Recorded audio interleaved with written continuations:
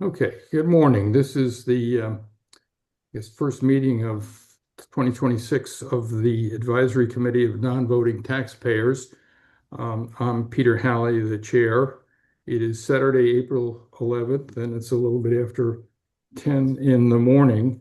Let me just run through the attendance so that we can establish that we have a quorum. So we have Kathy Baird. I see Patty Deuster is here. Here. Um, is Lou Bisano on? Don Green. I see Pam Swan is here. Jean Briskman is here. Donna Martino is here. Michael Cody. Yep, yeah, you're here. Yep. Lynn Filipsky is here. Yes. Steve Perlman's here. Bill Gardner. Nantucket call. And I'm here. Nancy Okay. calls. So we have a quorum, Nantucket. and so the first Oh, that's the order of Nantucket. business is to, I guess, remind everybody that the meeting is being audio and video recorded. So everything you say will be available for other people to see and hear. If you have anything in the background of your screen, feel free to turn it off or move it if you do not want that shared with the world. And we'll proceed. Do I have a motion to approve today's agenda? I Motion. move that we approve. Second, yeah, second, all those in Second. favor? Second. Okay, anybody opposed? Okay, so agenda is approved, so I'll proceed with the agenda. Do I have a motion to approve the draft minutes for the meeting of November 15th, 2025? I make a motion. I see a second. Second. Any discussion, any modifications that need to be made? All those in favor of approving the minutes? Aye. Aye. Anybody opposed? No. No. Okay, good. So I think our guest is either we've had a miscommunication or not, but why don't we move along because we have a number of things that we can cover, and hopefully she will join us. I heard from her yesterday, and she's planning to be here, so I don't know what's happened. Yeah. Could you text her, Kathy? We just sent her an email. Okay. Yeah. And let me just see. I haven't gotten any response from that yet. Okay. So what I was going to the next thing on the agenda, we were going to discuss the capital projects, and just to give a background, I think for the last year, really, our committee has been very interested in sort of looking holistically at the next 10 or more years of Nantucket and the capital requirements that are going to come up and need to be fulfilled and how they will be fulfilled. And it's hard to really get a good picture because things change, and the focus tends to be on whatever the capital requirement requests are for the current year. And as we know, the capital requests for this year are rather substantial. To name two of, well, the three, I guess, really, really large ones. A sewer project capital request, the island home capital request, and the capital budget request for redoing and improving the playing fields at the school. And together they add up to something coming close to, I guess, $200 million of expenditures. And that is just, I would like to say a small part of the capital requests that will be needed over the years. But That's not the case because we have risks like climate change and other things. We have capital requests that were not approved in the past, like the one for uh, the sort of the department that takes care of the island and needs to maintain its machinery and keep it safe. That while it has been refused in the past, is likely going to happen in some other form in the future, and so on and so forth. And of course, uh, the concern is that how will the tax base be able to handle all these capital requests? And the non-voting taxpayers are part of that, a large part of that tax base. And so we just want to understand what the picture looks like now and in the future. And that was a purpose of today's meeting. Um, so what I would like to do then is we may need to put that off a little bit for future discussion, but there are elements of it that we certainly can discuss today. And those would be the Our Island Home appropriation. What I thought I'd do now is it's on the agenda that we would go through the warrant and you know, essentially discuss the issues of concern on that warrant. And I think we circulated. Has everybody had an opportunity to take a look at the warrant? What I thought I'd do is just go down in the order of that things appear in the warrant. And if I've missed something that is of concern to one of you, let me know and see whether we have a position that we need to take now or perhaps in the future with respect to any of these. And the first one that pops up on my radar screen is Article 11, which is the funding for the Our Island Home. Really, the decision as to whether or not a new Our Island home should be constructed. This committee took a position last year that this was a matter of concern because of the costs involved, and we put that position out in writing to the select board, which is what we're supposed to do under the enabling legislation for the committee.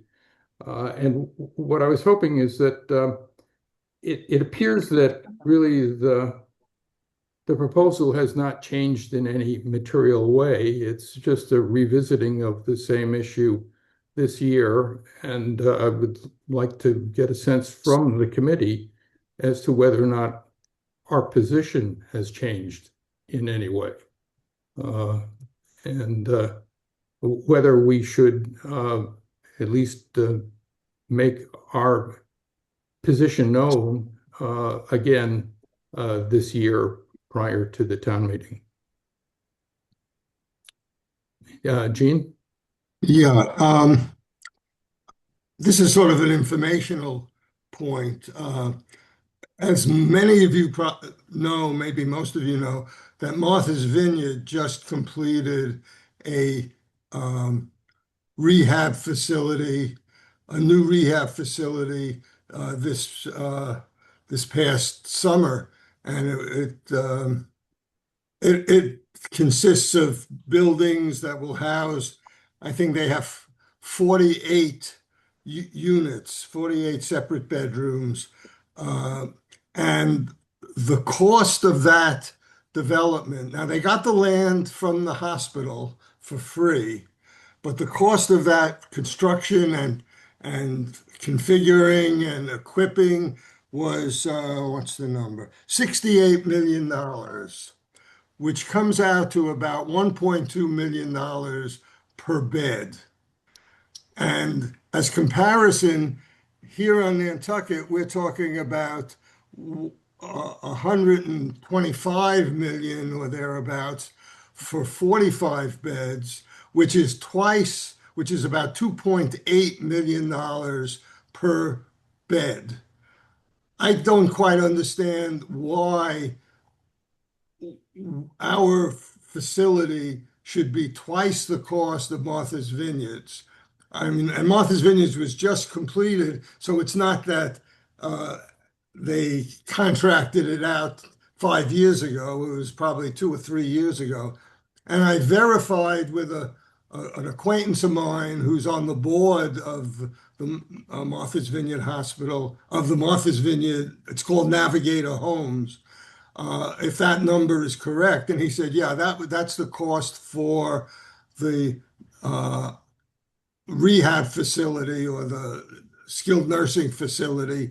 They also built a lot of staff housing because as part of the deal with the hospital there, they got the land, but they also agreed, and I don't know how it was financed, to build staff housing both for the rehab facilities staff as well as for hospital staff. But that 68 million or 1.2 million per unit is just for the rehab facility or the skilled nursing facility. So that was something I was going to raise with Jill, and it's very disconcerting that our cost is going to be twice what Martha's Vineyards is. Thanks. Peter? Kathy? I think, and this is what I've read, is that the Nantucket one has to be, it's a nursing home primarily, which has different rules for licensing. And so I think that I remember the town manager explaining that you can't compare them apples to apples because they have different criteria and they have different purposes. So the price is still way up there, but they can't be done the same way. And that's the detail I know, nothing more than that. I think whoever gave you that information is mistaken, because the facility in Martha's Vineyard is primarily a skilled nursing facility. You can call it long-term care, short-term care, whatever you want to call it, but there may be slight differences. And I think originally what they were planning to do was to have each section, each 16-unit pod, be one of them was going to be for rehab. And if it were just for short-term rehab, you're right, Kathy. But I think the functionality of the facilities are pretty much exactly the same as our island home. Yeah. Okay, it was Patty? Libby Gibbs. It was Libby Gibson who said that in an answer to a question. And I think the other thing is they were able to get private funding for it or loans or something that Nantucket wasn't qualified for. I know there's this difference there. So and it did come from Libby. That's why I'm saying They got a $30 million Department of Agriculture loan, a very low federal Department of Agriculture loan, which Nantucket as a rural community would be entitled to. Now, whether because it's being done by the town, it's eligible, we'd be eligible for that type of loan, I don't know. But because the Martha's Vineyard operation is strictly private, funded by that $30 million or $40 million Department of Agriculture loan, plus charitable contributions. Yeah. So those are two different issues anyway. One has to do with the capital cost of the asset, and the other has to do with how you're going to finance that cost. And Gene's point is that the capital cost of the asset is substantially higher in the Nantucket plan than it was in the Martha's Vineyard plan.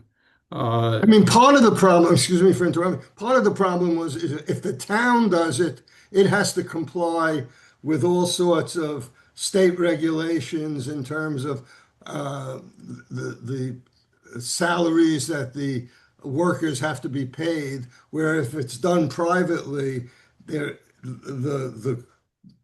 contracting is open for more negotiation. Yeah. So I think Pam, Patty or has her hand up. Patty had her hand up. Yeah, a couple of things. I thought that Martha's Vineyard were modules, so I haven't heard all the details on construction, but modular would be a heck of a lot cheaper. And getting the land from the hospital and having a multi-purpose situation would be advantageous for the money spent. But what I wanted to bring up was that it was in the Current or Daybreak. Again, there's a group that's getting together that wants to push forward this idea that we owe our residents this kind of facility. And I think that we as a committee should put a focus of whatever we say on that particular point because I don't think there's any financial backing for this. It's ludicrous in terms of the cost. But what you want to do, I think, is do a campaign on the people on island that feel that there is a moral obligation to do this. And I think that that's where we should focus and just say, we agree, we think we should have this kind of facility. It makes life so much better for the elderly and whatever. But let's get on a campaign for private donations. Same way with the sports, is it the football field or whatever? Get sponsors, get companies to donate, but don't put that on the back of every taxpayer. And so I think that I'm just saying we need to focus on what is seemingly to me the hot button for go or no go on this project. And I believe it is the emotional standpoint. And so we need to address that and be sympathetic to that and come up with a good suggestion of what they could do in terms of private donations, which would obviously kick the can down the street in terms of that would take a long time. But at least that's an answer to an immediate question on finance. Yeah, I think we were sort of ambiguously supportive last year, meaning that we all, sitting here, we've all had either parents or close relatives that have need these kind of facilities and assistance. And some of us, I'm just speaking for myself right now, we're getting to be an age where we might need to have this kind of assistance. So I think we understand the need for this kind of assistance. The issue really is understanding that need. The question is, how do you fulfill it and what is the cost? And are there alternatives to the proposal? And I think our basic message last year was that the alternatives need to be investigated further. And Patty, you have one alternative that you've mentioned, and I believe that there are efforts to do that. But as you say, they're in their sort of gestation period rather than their productive period, highly productive period. In looking at the numbers, and it was helpful, there is this, which Kathy circulated the link to a recent presentation, I think, to the select board by, looks like an accounting firm or something like that, which, by the way, the accounting firm itself, on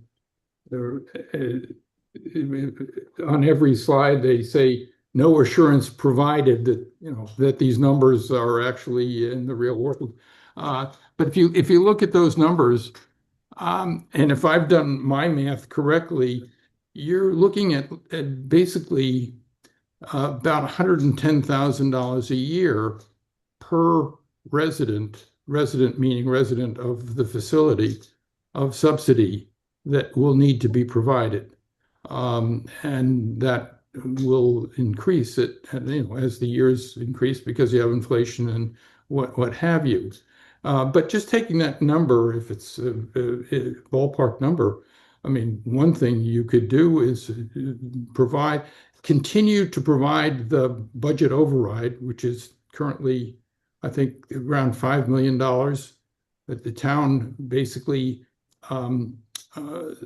subsidizes the current operations of the R Island home by approximately $5 million a year. And with the numbers that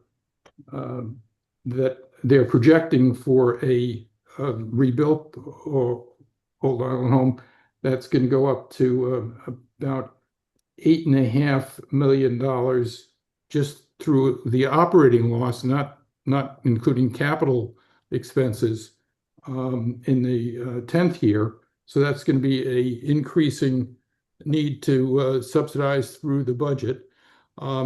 So just to bring this thought to a conclusion, I have sort of two conclusions. Number one is if you were to say, okay, we're going to have $5.5 million a year every year that as part of our town budget, we're going to use to subsidize this kind of care, that could be furnished to people to, travel to off-island venues and receive the care elsewhere.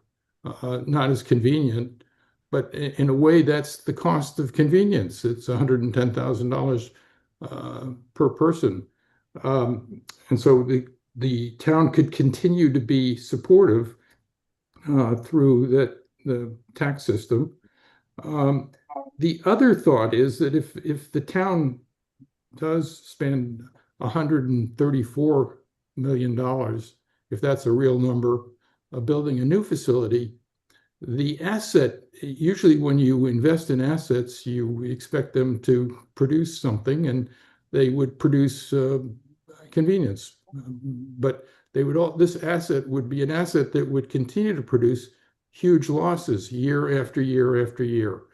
And so the question for me is, looking at the emotional aspect and the sort of the hard numbers, which are just forecasts, that is, what is the price of emotional support? And it seems to be quite high. Pam and Michael have their hands up. Yeah. Yeah. Go ahead. I would just like to take this from a little different angle, Peter, because I think Jean brought up something really good. Navigator Homes on Martha's Vineyard is a completely different model. Instead of thinking about replacing the old R Island home, it would be interesting to see if the town ever thought about looking towards the future. So that community has like 14 individual residences or maybe 11 residences with 14 people in each one. It's more like a continuing care community, but it has all the rehab and all the skilled nursing needs on site. So Patty may be correct. The homes themselves may have been prefabbed, and then the more common spaces that are used for therapies and things could have been built differently. Not 100% clear. I haven't dug into their website as much as I had hoped to, but if they have other management coming in or if the town's really managing it, but it really is more of a place looking towards the future needs of an island. And I think that in that kind of setting, they might actually get people who want to move to that community and can pay to be there on a long-term basis. And then they'd also get the people who are there for like short-term rehab and things like that. So I guess there's a part of me that says maybe the biggest problem is that we're just looking at this as the town's just looking at this as a replacement project instead of looking at it as the community ages, what could really serve them moving forward, and could it be done more economically? It's just my 2 cents. Good. Who else has their hand up? Michael. Thank you. Yes, good morning, everyone. I actually agree with something that Patty said. I don't think either the nursing home or the football fields are economically viable the way they've been constructed. And the town ought to look to other ways to help fund this, whether it's charities or businesses or something else. And I don't see any change in the new proposal from where it was last year. But I think we ought to reiterate our position, because one of the concerns I have is they will just continue to put this on the ballot until they get enough people to pass it without any concern for the economic underlying viability. Well, this is it. They've made this clear. This is the last time it's going up there. They will not bring it back again. So and they will shut down our island home within the next few years because it is out of compliance. So the state would kind of let you keep going if you were going to replace it, but they're going to have to shut it down in a few years. So they have said this is it. They're not going to put it on the ballot again, at least not in this kind of form. So, But So, it's still not economically viable. right. and it also, I would agree with Kathy that the town has said this is it. But we live in a world where there have been a lot of ultimatums that seem to change as the facts change, or despite the facts. I take that as a strategic move by the select board to make this a make or break decision for the voters, and not as and I may be obviously incorrect, not as an ultimatum that you can depend upon. But that's just my opinion. So if I could just wrap this up, because we have a whole bunch of other things to go through, unless anybody else has a view that they Donna? want to express. Donna, yep. Yeah, I'm, there's no question that we are concerned about an aging population on the island.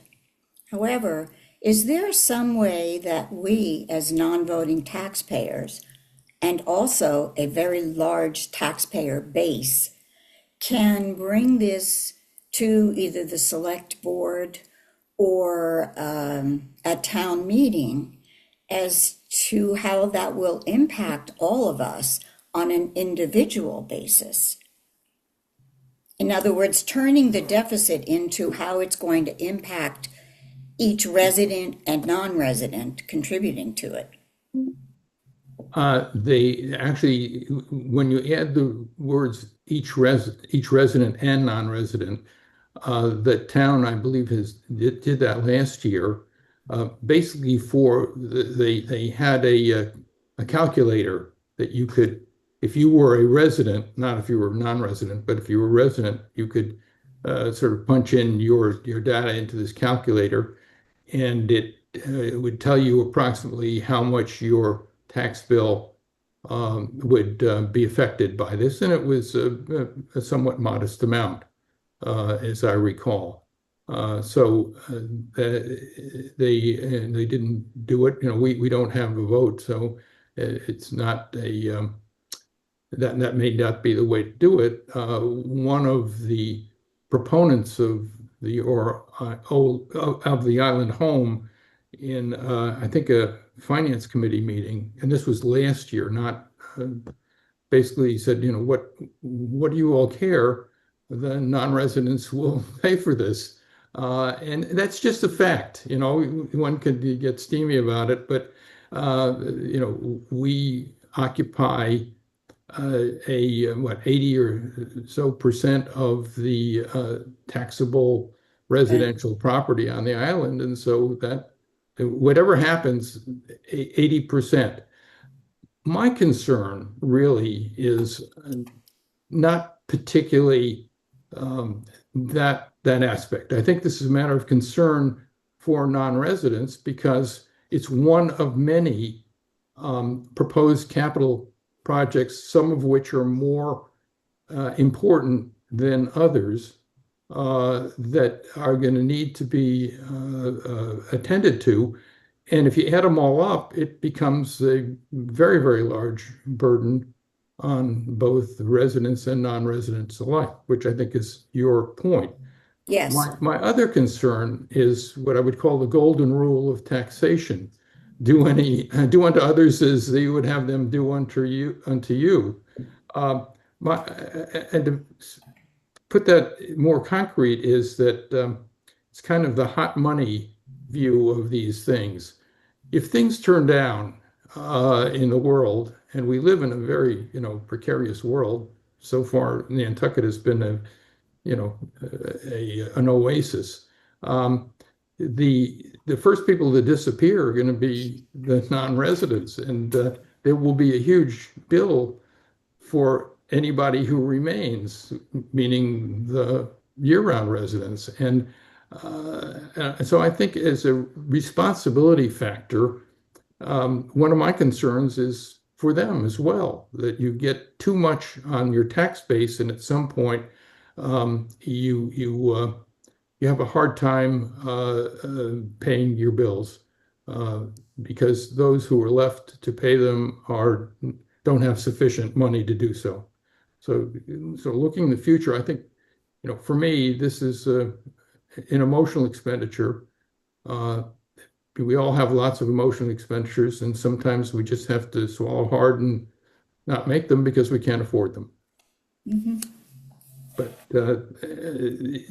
that, so aside from this, does anybody have anything else to say? And I would suggest, Jean, we'll go to you, but I would suggest after Jean that the question is, do we basically reiterate our position from last year? Maybe rounding some edges that some people think were a little bit sharp or something like that. But it's basically the position that I think Pam may have articulated, that you need to look for something better than what has been proposed, if I've said that right. I just want to point out one thing as additional information on this. As many of you know, the Salt Marsh Center, Senior Center, is in the process of expanding. And the Salt Marsh Center is on town land, but it's owned by a nonprofit called the Nantucket Center for Elder Affairs. And they decided, because the number of seniors on the island is growing substantially, there's now over 4,000, supposedly 4,000 year-round seniors over 60 years old on the island. They needed to expand, and it's being done through charitable giving, and the cost is about $600,000. And within zero time, they raised half of it from one donor who's a non-voting taxpayer, a seasonal resident like us, and the rest will be raised in much smaller denominations from the community overall. Our island home, the whole idea of financing our island home has always been that the town is going to pay for it. It's never been seriously looked at as a fundraising donation based activity as the hospital. The hospital raised what, 125, 150 million dollars. Now maybe they would raise more than the Our Island Home can raise, but the Our Island Home folks have never really made any efforts to raise money. And perhaps if it gets voted down, it's all that's being voted down is that the town won't pay for it. But it's very possible that the community, including our cohort, will step up and raise 100 million or whatever is needed to do it. I'm just pointing that out, that there is charitable opportunities for Our Island Home to still be constructed.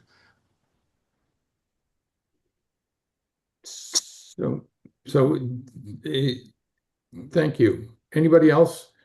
Do we need to take a vote or shall I just do, what I've suggested, which is something short and sweet, probably attaching last year's letter, just saying that, we've looked at the financial review and everything else, and we continue to think that there are other alternatives that need to be uh, looked at. I think that we probably do need to take a vote on that, and based on the open meeting law trainings we have to do a roll call. So Yeah. you have to get the names. So I would move that we do that if that makes sense. Okay. Pam, you had your hand up. Yeah, Peter, just a quick note. I mean, I think we could say something a little more sensitive in the way that we understand that there is a need for this on the island, and that it may be time for us to go back, for them to go back to the drawing board on a different approach. Because I think, Jean is right, Patty's right. There's been so many good things that have come out that there are other ways to skin this cat, and maybe that's part of the problem. They're just in this same thing over and over. Yeah. I think the town is in a position that We they've did looked at that. every single way, and this is the only thing that's left to them. But I can't vouch that they've actually done that. I think it's the only thing left to the town. It can be done by a different construct, but the town has certain limits to what it can do. And Right. so it would have to be a different approach completely, like Right. Pam said. But what I suggest is maybe, Pam, if you want to give me a paragraph or something like that, Sure. that I could, work in. And this year I want to keep it small. Last year it took a lot of time to put something together that sort of made sense. And um, I think we spent more time in this letter than they spent on revising their proposal. But Steve? the uh, and but why don't you do that? And my plan would be to, get something to them prior to next Wednesday, which I think is there, and this would be addressed to the select board, and uh,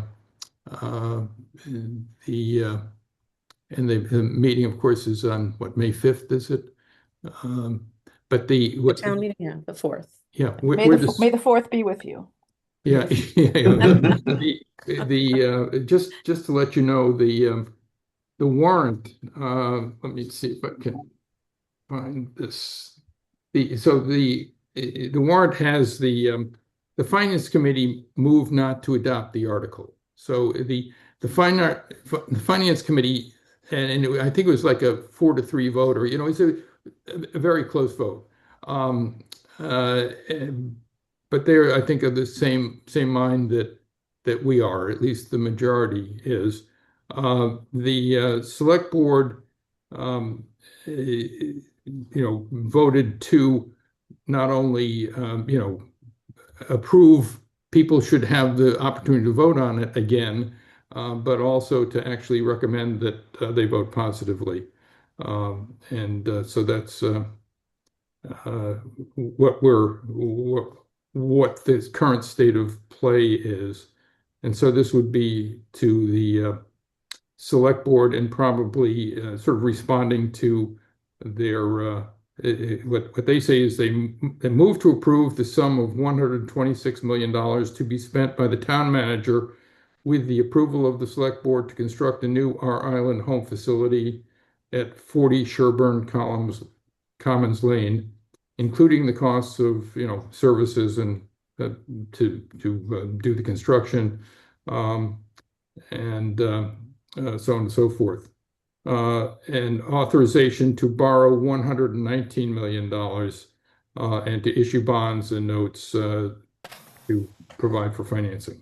So they are going to make a positive motion at the town meeting to approve this, and we'll probably, just address that as we think it's something they shouldn't do. They're going to do it anyway, but I think we have to bring our matter of concern to their um, attention Well, I again. have a motion on the floor and we have two hands up, but we haven't a second yet. So So is there a second? Second. Okay, second. Okay, discussion. Donna, I saw Donna's hand up first and then Steve. Well, actually, it's the other way around. Steve first, then me. Okay, but Steve, go ahead. Thank you, Donna. Is this our last chance to vote or have our position known before May 4th? And related, are you or is anyone speaking at the town meeting, which I Right. believe we have a chance to do? And third question is, if I mean, what if it ends up costing $10 million more than is being authorized? What happens in that case?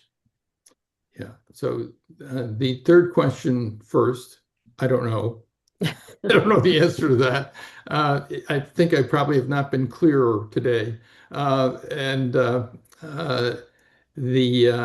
as to the other questions, we do not have another meeting planned before May 5th. And we would not meet on May 5th because it'd be town meeting day. So we could have a special meeting. I guess the point, my question to you is, what would you expect us to do before, in order to better inform our decision if we were to meet again on this subject? Well, I mean, and I guess part of my answer is the stuff we haven't even gotten to yet. Our island home, which we've been talking about, is one of the many possible capital projects that we'll need to spend money on over the next 5, 10, 15 years. So, I mean, it's like we shouldn't evaluate this in a I mean, as has been suggested today, we shouldn't evaluate this in a vacuum, but we should consider all the capital expenditures. Okay. So one of the points that we made when we last wrote about this, and I'm dealing from memory as the author, it was that this is part of a whole matrix of capital expenditures that are going to need to be made. And by committing to make this now, and then we had, the question, and which I think it continues, as to what's going to happen with Medicare and Medicaid payments that are dependent upon here, given the change of administration. And I think that's still quite up in the air. We get new budgets that continue to new budget proposals at the federal level that continue to attack social expenditures, like the kind of socialist expenditures that support the island home. So we don't know, and that could lead to, the problem that you're suggesting. But the point we made in that other letter is that by committing now to do this, in light of all the uncertainty and the other capital commitments that are highly likely, and I think we had at that point had something in the nature of $1 billion of capital commitments over the next 10 or so years that would need to be considered, and probably most of them made, that the town would lose flexibility by making this commitment at this time to address what would turn out to be more important needs. And I think that's your point. Mm. So I think it's already baked into what we've said, and if it's not, we can bake it, or if it needs to be brought out, we can add some more of that ingredient. Thank you. Yeah. Donna? Yeah, I just want to reiterate throughout this entire discussion over the past year or so, we have expressed extreme sensitivity to what the residents are concerned about. I don't think that's a question at all. I think what we also want to state is publish our concerns. Even though we're not voters, we do have concerns, and we are the larger tax base. And I think by reiterating that we are extremely sensitive to what residents are concerned about. But the second part of it is, as you've been explaining and everyone else today, we are concerned about the reality of what's happening in the world today, and about how that's going to affect all of us financially now and 5 and 10 years from now. So I think both are necessary. We've been expressing this all along, and I think we should publish it just before the annual meeting. Okay. So also, I guess one of the unanswered questions that Steve had was, are we going to have a speaker at that meeting? And the answer is, I did not plan to go and speak at the meeting. I love to think politically. I often worry that we can become taking too strong a position sometimes sets us up as the opponent, and motivates people to do something that they might not otherwise do. And so last year, and I think probably this year too, we basically we were seconding what the Capital Committee and the Finance Committee said. And I think we're basically doing the same thing this year. Yeah. There are residents on the island whose task it is to look at these things and sort through the emotion and the practicalities.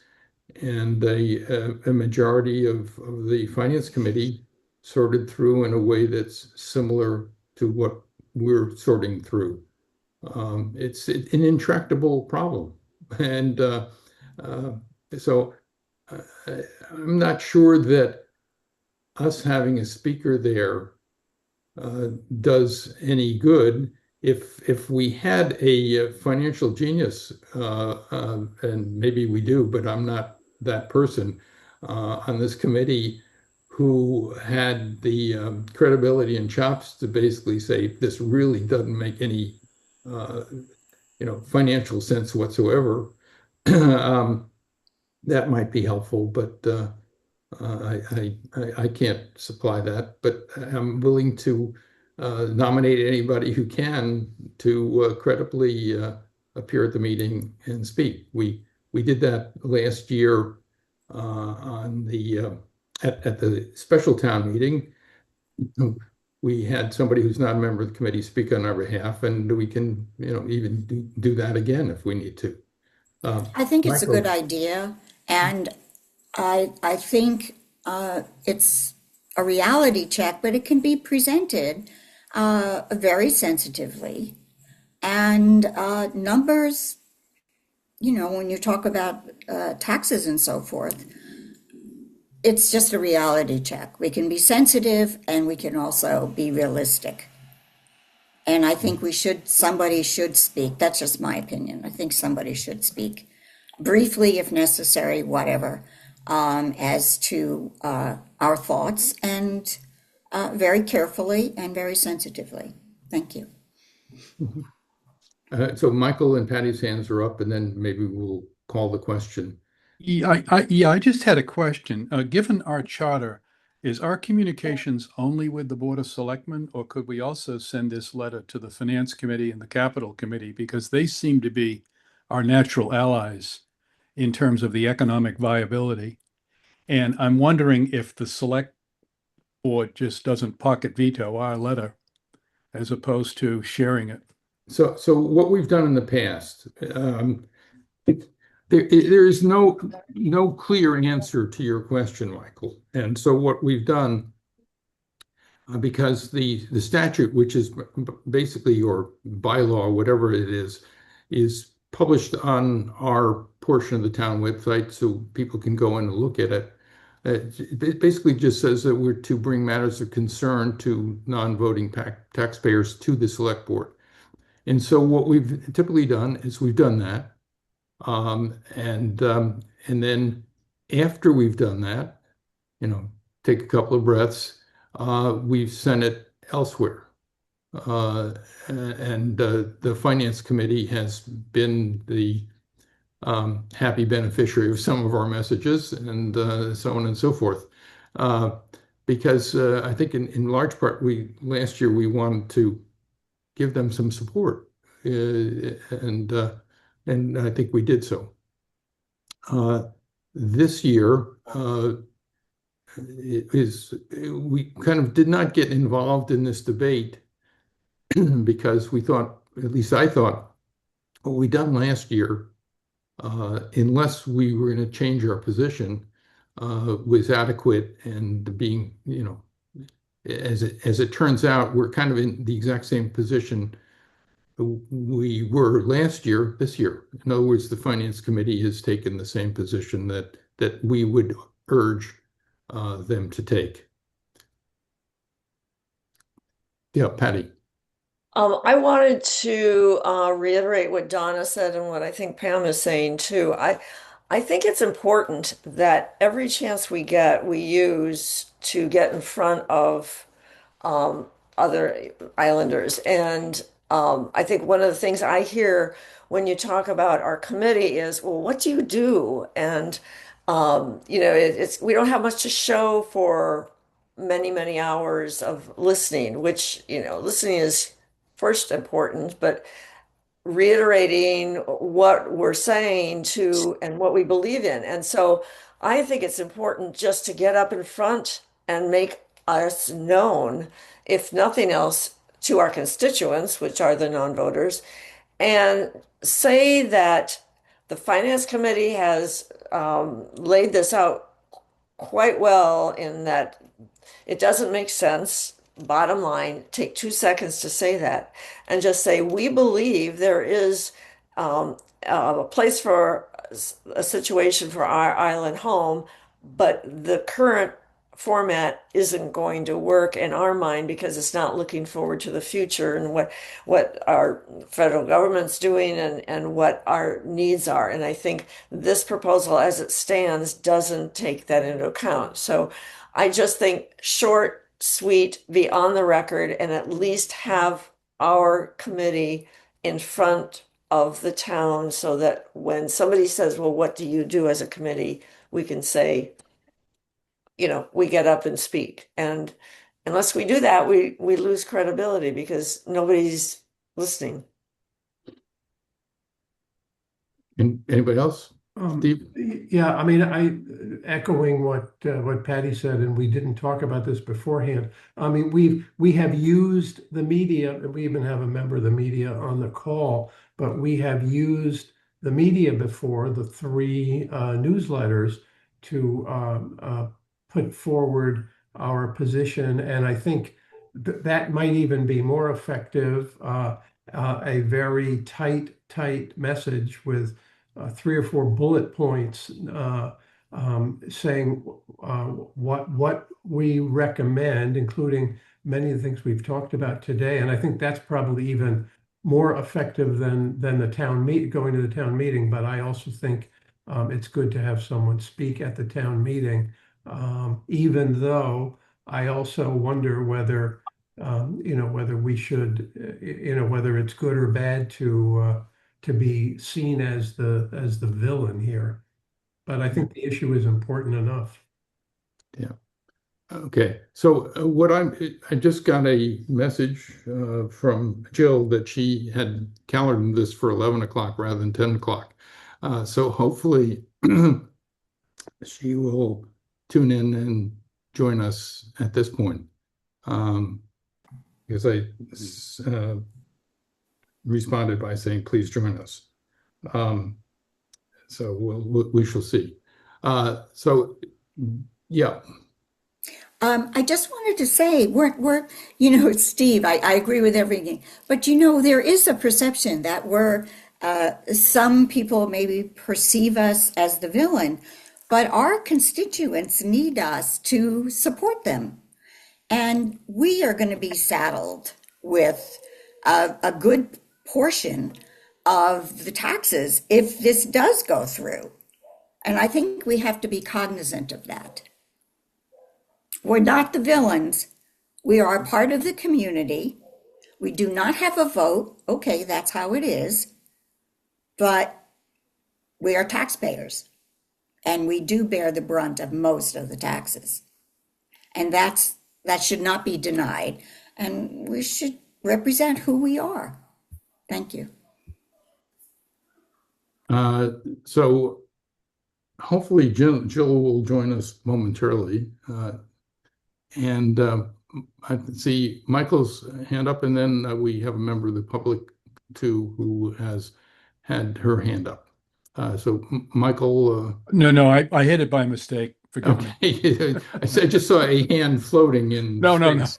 So I was Virginia, waving. would you tell us, who you are and what your thoughts are? And we're just being joined by Jill, so why don't you go Virginia, and then we'll hear from Jill, and then we'll come back to this um, a little bit later.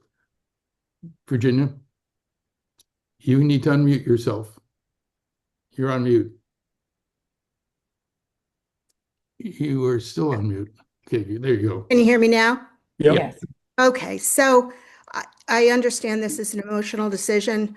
We live part-time in Pennsylvania and part-time on the island. We vote in Pennsylvania.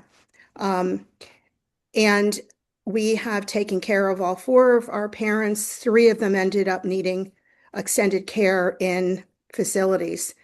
It is unimaginable to be stuck as a resident on the island and take care of a parent off island and to handle the expense of running back and forth day after day after day after day to try to keep up with their medical care. We were in the emergency room, gosh, it seemed like hundreds of times overnight. This is a very difficult thing to do if the care is half a mile down the road, much less off island. So I understand the expenses. I mean, we're part of the people who pay the brunt. And I appreciate that maybe this is not the wisest idea, but I can tell you that the community was very upset. A couple members of the community were confrontational when Kathy read this last year. Sorry, Kathy, I hope that's okay to say. They're desperate. There are people who are disabled on the island who are going to need a lot of care, and they are desperate for a solution to this problem. And I realize it may not make any financial sense. And I'm a psychologist. I am not a financial person. So obviously I work with people who are suffering.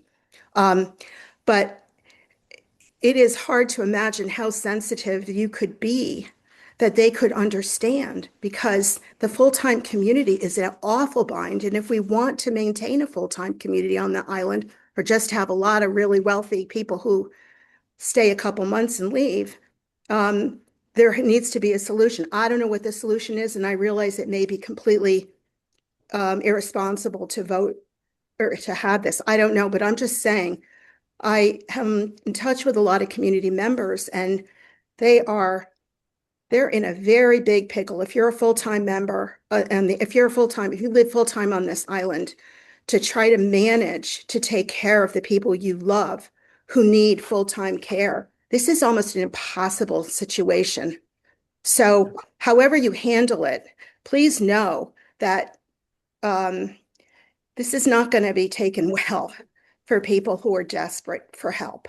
So, and again, I'm not a finance person.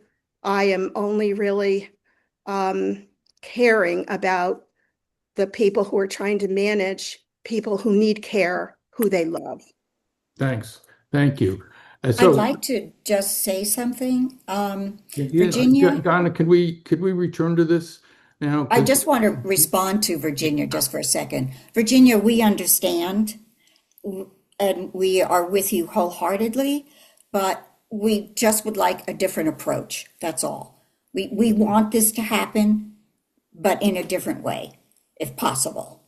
Thank you.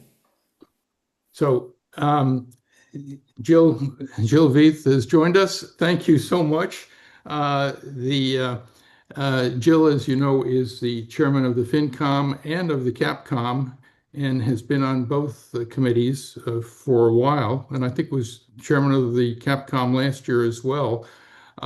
Is a full-time resident of Nantucket, has a business on Nantucket, and we asked her to come join us to talk about the capital requirements, both on the warrant this year and sort of looking forward in the future. What are we facing in general? And Jill graciously agreed to come join us. And she's here, which is great. Jill, just to let you know, what we've been doing is basically we just within since we started and went through the formalities of getting started. There is a quorum here, and we've been talking about the warrant, and we haven't gotten beyond item 11, which is OIH. And so what you were hearing is sort of the the winding down before we vote as to whether we're gonna do what we did last year or something different. And last year, as you may or may not recall, we supported the Capcom and the FinCom decisions, and so this is really an opportune time to hear from you on. And one of the comments, and everybody's sort of tuned in to this. One of the comments is, well, how does this look like in the big picture? And so here you are with the big picture. Thank you. Well, that all sounds loftier than it is, and I am so sorry that I thought this started at 11. I please forgive me. I really apologize, and I'm happy to come back another time if you need me to. And you can all reach out to me anytime you want to. It's so great that you all meet, and I see some people that I know, like Donna, who I served on the town council study committee with, and she was an awesome member of that group. So thanks for having me. I'm really just here. I think you all got the report. I'm happy to read you a statement that I put together, but if you all just want to have a conversation about all the debt exclusions on the warrant, all the capital requests, you can see we've had a lot of capital requests. Last year, it was about the same. It was about $250 million this year as well. A lot of that, of course, is from our island home. Last year, we also had the DPW building, and I could give you a little update on that if you're interested in what's going on with that as well. And yes, you are seeing a lot of capital projects coming forward at the same time. The town refers to that as the collision projects, right? That all these numbers are coming together at the same time. Our budget is about $170 million. And so when you go and factor in paying the debt service on these projects, it takes up quite a bit of our budget.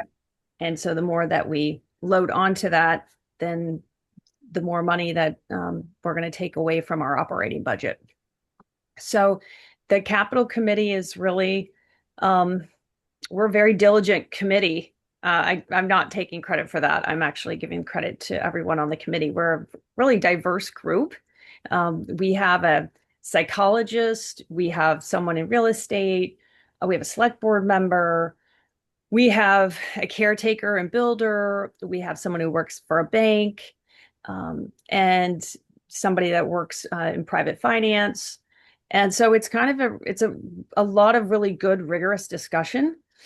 I wish it got more attention, not because I want people to come to our meetings so much as I just wish people could see all the work that goes into that. We meet weekly for about 6 months. And those are those are about 2-hour meetings. And we get into some really fine details, even about pickup trucks and big equipment that the DPW needs. And we have a lot of backup documents that we have to read and quotes and talking about all sorts of things. So it's actually I think it's the best committee on the island personally, because I feel like I get to know what's happening with the town and what's coming up and what all the department heads are thinking about and what projects they see going forward. So it does take a lot of time. It can be tedious for people, but I absolutely love it. I can't even explain that, Peter. I find it all so interesting. I think I spent more time talking about whether or not the DPW needed an F-250 or a 350 And I learned a lot. I'm like, those 350s are too big. They take up too much room on the road. I don't like those, or whatever. So he has to explain to me why he needs those. But we're very fortunate to have wonderful, wonderful department heads. Um, I, I can't speak more highly of them. They are really, really excellent, and they really care about the island, and they care about their job.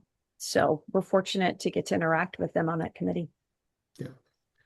Great. So where we are is we are looking at these $250 million, and most of the things on the list are people expected to see, but every once in a while one pops up that either we're not in the sort of in the loop, Yeah. or it's a surprise. And I think the fields, for example, Yes. are the surprise this year. Yes. In and and we just become concerned that these are real needs, and Yeah. uh, almost all of them will have to be met in some way in order for this island to continue to operate at the high level that it operates at. I think we are all, on this uh, video, beneficiaries of all the hard work that and not just your committee does, but all these committees and the select board, and are appreciative of it. But our assignment under the bylaws is to raise issues of concern. Sure. And I think, in general, we are, um, concerned about the need to finance the future of the island, and therefore to be wise in making choices and deciding which way the best. And it's your two committees really that I found in my many years on the island. uh, I have confidence that you're going to come up with good solutions, and that will sometimes temper some of the requests and so on and so forth. Oh, So thank you, Pierre. Thank you. the sort of the question that I think we all have is, even looking beyond this year's 250 million, what else should we be considering that, in a way, you and your committee are considering, that not, you don't just have before you what is before you, you have the bigger picture. Yeah. What else is likely to come up, and will we be able to afford it? And Yeah. we all sort of looking around, and this is will we be able to afford it issue for us too. Yeah, I think that we're looking at $1 billion in the next 10 years. And I do not think that we can do that. So we're going to have to make some decisions and prioritize. I think this is just my own personal observation that a lot of people just put these projects forward, and they're supposed to be really in a list called the SIP, the Capital Improvement Plan. And I think that after this town meeting, there'll probably be a very strong focus on prioritizing that list rather than, so we do a ranking system on the capital program committee. So we all answer a bunch of questions, and then we kind of average those, and we put forward things that come above the mean, basically.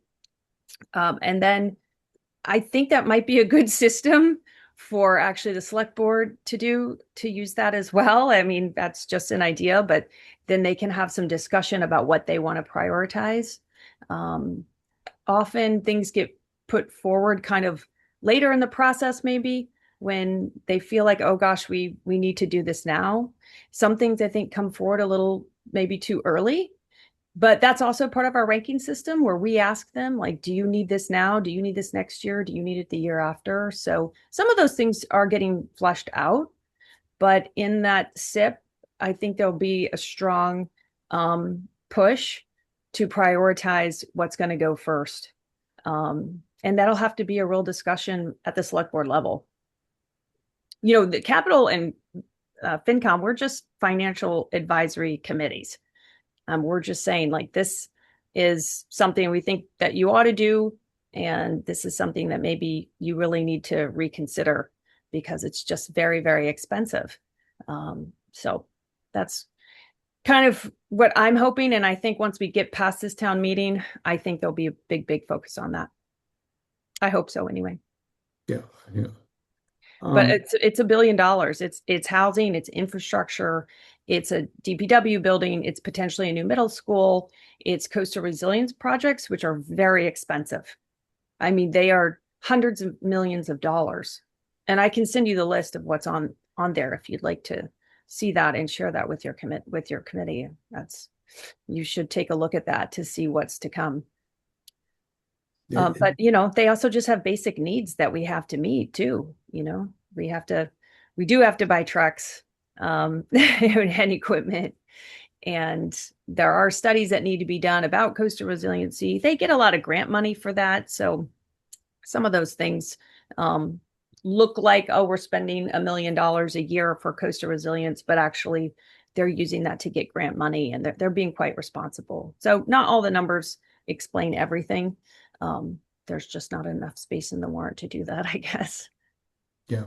So in this ranking system, what sort of has been left out this year that you would expect to return next year or the year after? Well, from the thinking about? Capcom's perspective. So from our perspective, we did not put forward the municipal housing project and we did not put forward our island home. But the select board did put those things on the warrant. So they didn't take our advice. And, they felt like it was really important for the community to decide that. And that is valid, right? Our island home did pass the ballot last year. It didn't pass at town meeting. So we'll have to see if that comes back this year and how people feel about that. And I know that it's a hard decision. The school was, just to explain the school, I spent a lot of time on that this year.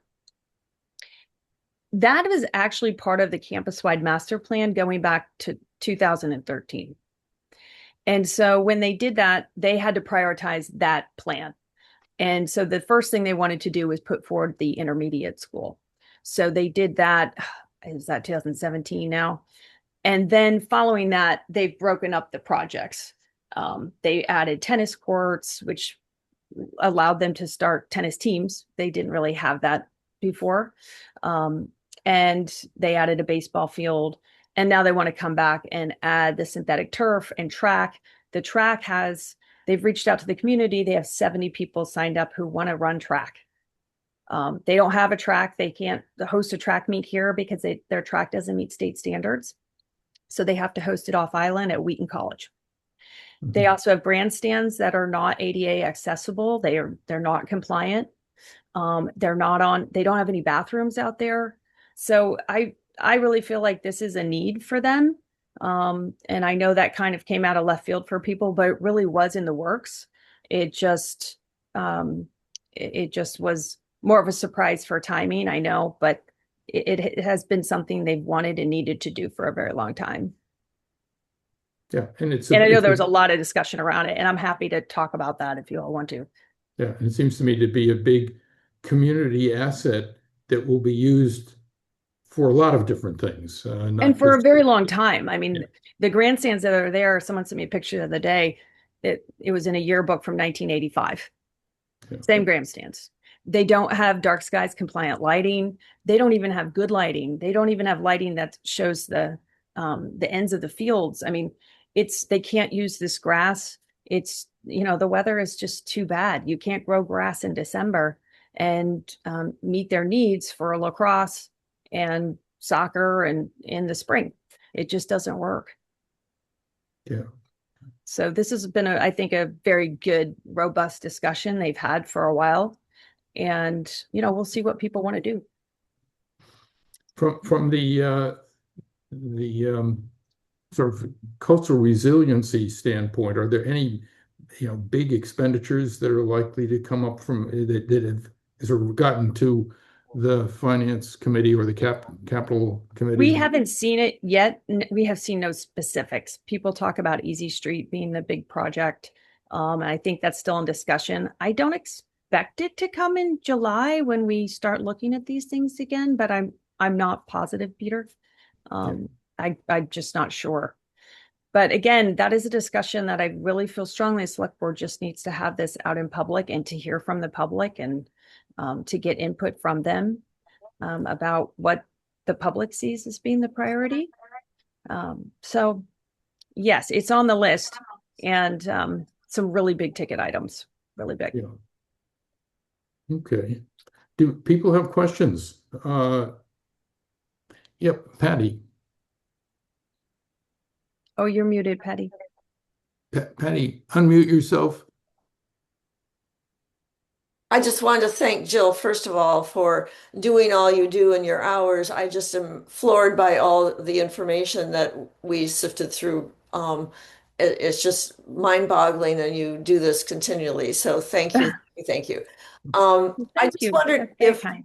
do the people that live in the town get any detailed financial information? In that I think I shouldn't, I'm not speaking for our committee, but I gather that most people on this committee are overwhelmed at where we're going in terms of our financial health. And it doesn't look good down the road. And so I'm thinking, are the people in town given the facts that here's how this is going to impact you, or here, not dollars and cents necessarily, but you got to think coastal resiliency. You have to think, the easy street. You have to think some of these things, and and for them to make a choice based on did they get enough information. And the other thing is, and this again is speaking just for myself, but I keep thinking we are such a tax base for you for all the projects that you're trying to fit You are. into the little,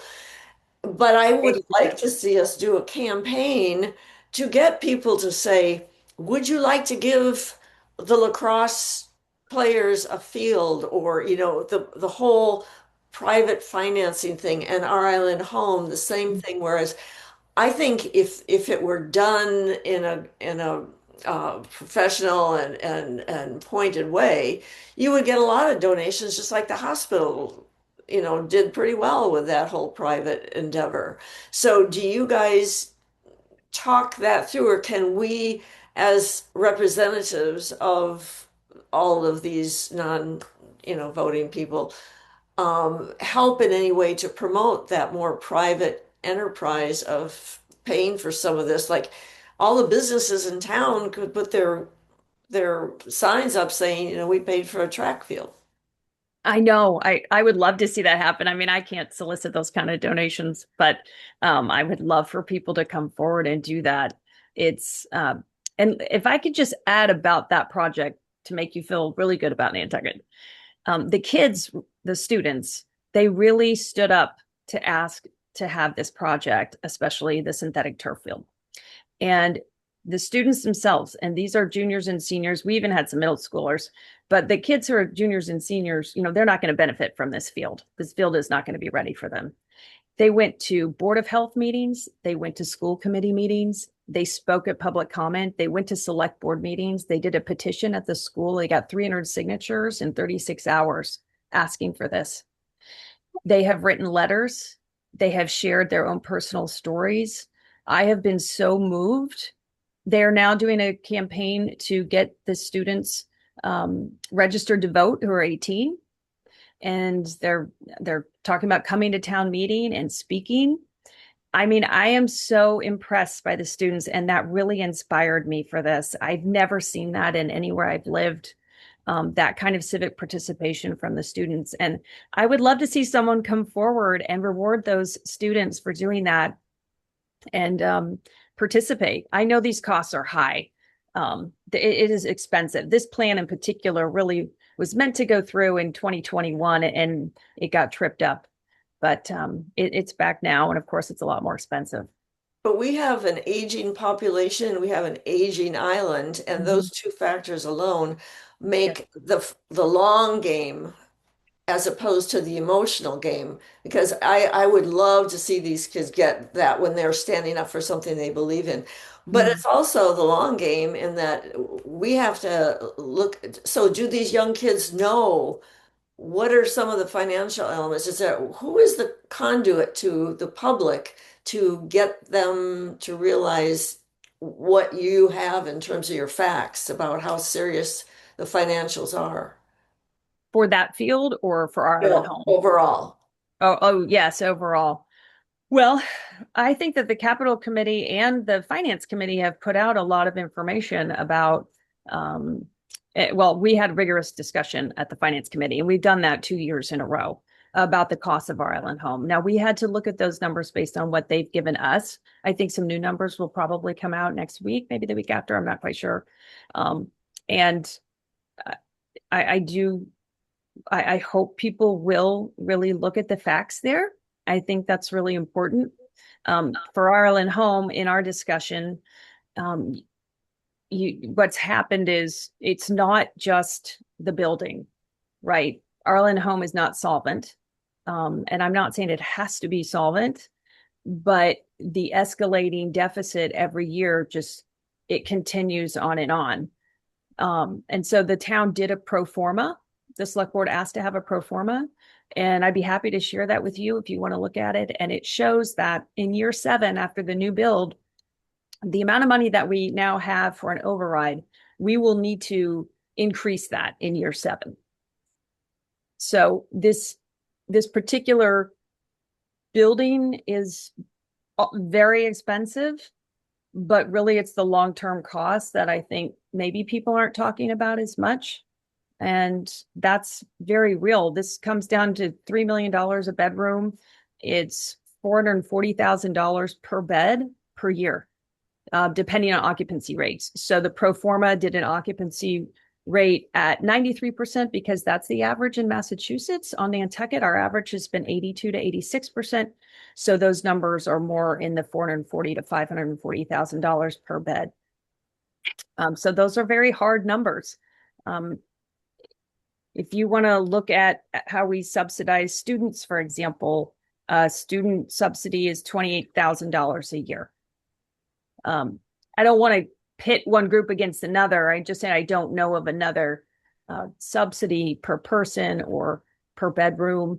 I guess we could look at affordable housing. You know, they spend about $500,000, you know, per bedroom, sometimes more for that kind of thing. But it's hard to compare those projects. And I think that's what Peter was maybe getting at earlier when he mentioned, you know, they're all just very unique projects. So it's really hard to say you know, we can build from this one and do the next one. They all have just their own respective constituencies that they meet. But Arlen Home it's very expensive. And I expect a really good, rigorous debate on town floor about if this is what people want to do. And it really is up to the voters. But from where we are, we wanted to provide some of those financial facts that you're talking about, Patty. And I hope that we did. Yeah. Just to let you know, Jill, Kathy circulated the last analysis that was done and presented to the select board, which I think is what you were The pro forma, yes, referring to, which has a 10-year sort of projected statement of operations and so on and so forth, to our group, and I guess in partial response to Patty, that information is out there, but you have to want to go get it. that's the thing, I think that you know, a lot of voters. This is not just Nantucket; it's every place. Right. You know, they don't have the time or the interest, and they're depending on people and groups like the FinCom to inform them. And if they have credibility, they'll take seriously what their views are, and that's just the way things typically how information gets out and gets done. But the information is there, and it appears to me, Jill, and I don't know if you'd agree, that we have open government in Massachusetts, and so and we now have these things called computers, which we're all speaking to each other on today. And so it's very, very, you don't have to go down to City Hall to dig through a bunch of notes in a rat-infested basement. It's all there online for people to go and pluck out and figure out themselves. And I guess if there's any good to AI will help you organize it and get it faster. Yeah, that's true. Very true. I mean, I don't blame people for not reading the Capital Program Committee report, but it's not that easy. Sometimes, things that it can be a little confusing, I know. But I hope people will definitely, and John Carl's on here, I see, and he does a great job of covering as much as he can. I don't know how he does it because he has to print many, many stories a day and keep up, and he really understands the issues. But I think he does a great job getting it out there. Yeah. Listen, a lot of these issues on town floor, whether we are talking about our island home or the school fields or the Loran station or Tom Nevers debris removal. I mean, you'd be surprised that people get, they really express themselves on town floor. And so that town meeting is, it can be very emotional for people. And that's just part of it. And it's actually one of the best parts of it. I love hearing from people there and their thoughts and their perspective. Many people have lived here much longer than I have. So I enjoy listening to them. And Island Home is an institution. It is. There is a strong connection to it here on Nantucket. And it's very upsetting that it's become so expensive and that it raises eyebrows now. It is. Any more, Michael? I see your hands up. Yeah, I just had it's really a two-part question, Jill, but first, thank you very much for coming. I am so sorry I was late. I don't know how. I think I saw April 11th and thought it said 11. I am so sorry. Again, I'm happy to talk to all of you another thank you time. very much. Yeah, I think we've all been there ourselves at some point in our life. I don't know what's happening, but it's sunny out. I'm like, wow. Yeah. But given the $1 billion potential capital requirements, and most, if not all of these projects are worthy and have many supporters, but the economic viability of many of them is in question. Given that we have a finite tax base and a lot of our land is held in some kind of a trust, the non-resident taxpayers pick up a huge share of these capital expenditures. Has there ever been any way to think about this with public-private partnerships or charitable contributions? And I know you have said, and I believe we've heard before, that the town can't sponsor 501(c)s, but is there any opportunity for maybe this committee or other committees to think through a way to set up a 501(c)(3) that could help support some of these worthy Nantucket activities that don't necessarily have to burden the tax base? Because at some point, people are going to pick up and go to Florida or go someplace else, and they're fairly mobile. And I think that was brought up earlier. If economics change, that tax base is fairly fluid. And I'm just wondering, can we think through a different solution to this problem rather than just put it up for bid, say the taxpayers are going to pay for it, and then go to kind of a town meeting and have, acrimony? I think that there's some effort to do that. I don't know about setting up a 501(c)(3). You can make donations to the town.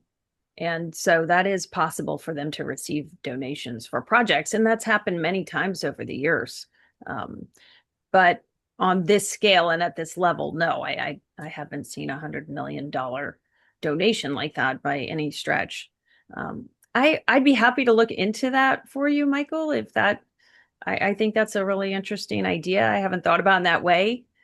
We have a lot of nonprofits on the island, and the Community Foundation has in particular. Yeah, no, and I know you can always make contributions. But if you think what they did with the hospital, that was oversubscribed, and they could have raised more money if they needed it.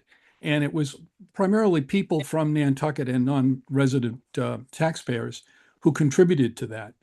One, because it was important and it was necessary, but two, because they like the island too. Mm-hmm. And I think that that's an opportunity that we may miss if we don't think about it a little bit differently than we have historically. Yeah, I think that for Friends of Our Island Home, I think that they did try. I think they have tried to solicit donations. I'm not sure where they are with that. But all I've read in the paper is that they didn't think they would get donations until they actually had the project approved. So I'm not sure where they are, but I do know that they did set something up through the community foundation.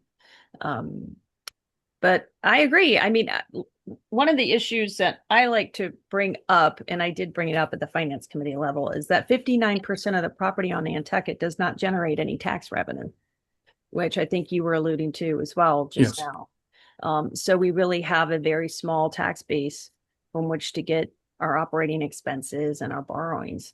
And that's just a fact. And I hope people will understand that more and more, that we're generating actually a lot of revenue off a very small piece of the island.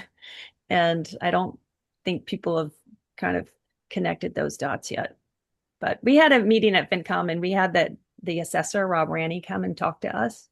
You might want Rob to come and talk to you too. He has a presentation about it, and he can explain that to you. We can't ask nonprofits to pay tax. There are things called pilots, which are payment in lieu of taxes, and that's how some towns enter into those agreements to mostly charge more of a fee for the services that they're providing, roads and schools and infrastructure and lights and emergency services, those kinds of things. So I don't know if there'll be more discussion about that in the future, but it's a good thing to keep in mind and to look into. Gene? Thank you. Couple things. Thank you, Jill, for attending this meeting. Earlier, before you got here, I brought up the point that the Martha's Vineyard has just built a facility called Navigator Homes that's very comparable to our island home. Consists of long-term skilled nursing and short-term rehab, and they just finished it at half the price per bed of our island home. And it floors me as to why the Nantucket cost is twice. I guess my calculation is about $2.8 million a bed. And the project in Martha's Vineyard, which was just opened, was completed for about $1.4 million a bed. So I'm totally perplexed as to why there's such a big difference. And I don't know whether the finance committee ever tried to address that and figure out whether the town is just overpaying, because towns tend to overpay because they're not driven by the profit motive, let's say, of a private entity, whether that private entity is a for-profit or a not-for-profit. They nonetheless try to get as much as they can for as little as they can spend.